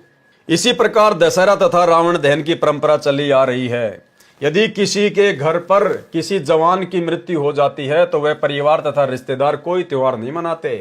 हनुमान जी ने कहा प्रभु परमेश्वर की चर्चा करो। अब हनुमान जी का धीरे धीरे भक्ति भाव में जागृति उठने लगी, सच्चाई से परिचित होने के बाद, और कहा कि हे प्रभु परमेश्वर की चर्चा करो। हनुमान जी ने कहा प्रभु परमेश्वर की चर्चा करो। कबीर परमेश्वर जी ने सृष्टि रचना सुनाई। सत्य कथा सुनकर हनुमान जी गदगद हो गए। सतलोक देखने की प्रार्थना की। परमेश्वर आकाश में उड़ गए। हनुमान जी देख रहे थे। कुछ देर अंतर ध्यान हो गए। हनुमान जी चिंतित हो गए कि अब ये ऋषि कैसे मिलेंगे। इतने में आकाश में विशेष प्रकाश दिखाई दिया। हनुमान जी को दिव्य दृष्टि देकर सतलोक दिखाया। ऋषि मुनिंद्र जी सिंहासन पर बैठे दिखाई दिए। उनके शरीर का प्रकाश अत्यधिक था। सिर पर मुकुट तथा राजाओं की तरह छत्र था। कुछ देर वह दृश्य दिखाकर दिव्य दृष्टि समाप्त कर दी। मुनिंद्र जी नीचे आए। हनुमान जी को विश्वास हुआ कि ये परमेश्वर है, सत्यलोक सुख का स्थान है। परमेश्वर कबीर जी से दीक्षा ली, अपना जीवन धन्य किया, मुक्ति के अधिकारी हुए। हनुमान जी मुक्ति के अधिकारी हुए, मुक्त नहीं हुए। इसलिए आप सभी भाई बहनों को दास बार बार कहता है कि वर्तमान में ये जो 4 युग का इतिहास है, सतयुग से लेकर वर्तमान तक का समय, इसमें कोई भी आत्मा पार नहीं हो पाई है। पार होने का समय तो ये कलयुग की बिचली पीढ़ी है, वर्तमान समय है। अब परमेश्वर उन सभी आत्माओं को दोबारा से जन्म देगा जिन आत्माओं को गुरुदेव ने सतयुग त्रेता द्वापर में अपनी शरण में लिया था। परमेश्वर कबीर जी से दीक्षा ली, अपना जीवन धन्य किया, मुक्ति के अधिकारी हुए। इस प्रकार पवित्र आत्मा परमार्थी स्वभाव हनुमान जी को परमेश्वर कबीर जी ने अपनी शरण में लिया। परमार्थी आत्मा को संसार तथा काल के स्वामी भले ही परोपकार का फल नहीं देते, परंतु परमेश्वर ऐसी आत्माओं को शरण में अवश्य लेते हैं। क्योंकि ऐसी आत्मा ही परम भगत बनकर भक्ति करते हैं और मोक्ष प्राप्त करते हैं। सांसारिक व्यक्ति जो परमार्थी को धोखा देते हैं वे आजीवन कष्टमय जीवन व्यतीत करते हैं। श्री रामचंद्र जी को अंत समय में अपने ही पुत्रों लव तथा कुश से पराजय का मुंह देखना पड़ा। सीता जी ने उनके दर्शन करना भी उचित नहीं समझा। बताओ, आप लोग अयोध्या में रामलला के दर्शन करने जाते हो और रामायण को आप कभी पढ़ते नहीं। सीता को जब अयोध्या से निकाल दिया गया था, उन्होंने श्री रामचंद्र जी का मुंह देखना भी अच्छा नहीं समझा। मुंह देखना भी, इतनी नफरत हो गई थी उनको श्री रामचंद्र जी से कि इसके अंदर तो एक आम सांसारी व्यक्ति की तरह अच्छे लक्षण भी नहीं है। तो भाई और बहनों, आज आप लोग उनके दर्शन करने के लिए अयोध्या जा रहे हो, अपना कीमती समय और धन बर्बाद कर रहे हो। इतिहास से शिक्षा लेनी चाहिए। श्री रामचंद्र जी को अंत समय में अपने ही पुत्रों लव तथा कुश से पराजय यानी हार का मुंह देखना पड़ा। सीता जी ने उनके दर्शन करना भी उचित नहीं समझा। देखते देखते पृथ्वी में समा गई। इस गलानी से श्री रामचंद्र जी ने अयोध्या के पास बह रही सरयू नदी में छलांग लगाकर अपनी जीवन लीला जल समाधि लेकर समाप्त कर दी। ना पत्नी रही, ना बच्चे रहे, पूरी अयोध्या में थूथू हो रही है। दुर्वासा ऋषि के कारण अपने भाई लक्ष्मण को मृत्यु दंड की सजा देनी पड़ी श्री रामचंद्र जी ने। इन सब बातों से दुखी होकर अंदर ही अंदर श्री रामचंद्र जी ने सरयू नदी में छलांग मार के आत्महत्या की। डूब के मरे, देसी भाषा में कहते हैं डूब के मरना और संत भाषा में कहते हैं समाधि लेना। यह है श्री रामचंद्र जी की अंतिम उपलब्धि। अरे जो श्री रामचंद्र जी वेदों के अनुसार साधना करते थे, उनकी भी अंत में यह दुर्गति हुई। सरयू नदी में डूब के मरना पड़ा, आत्महत्या करनी पड़ी।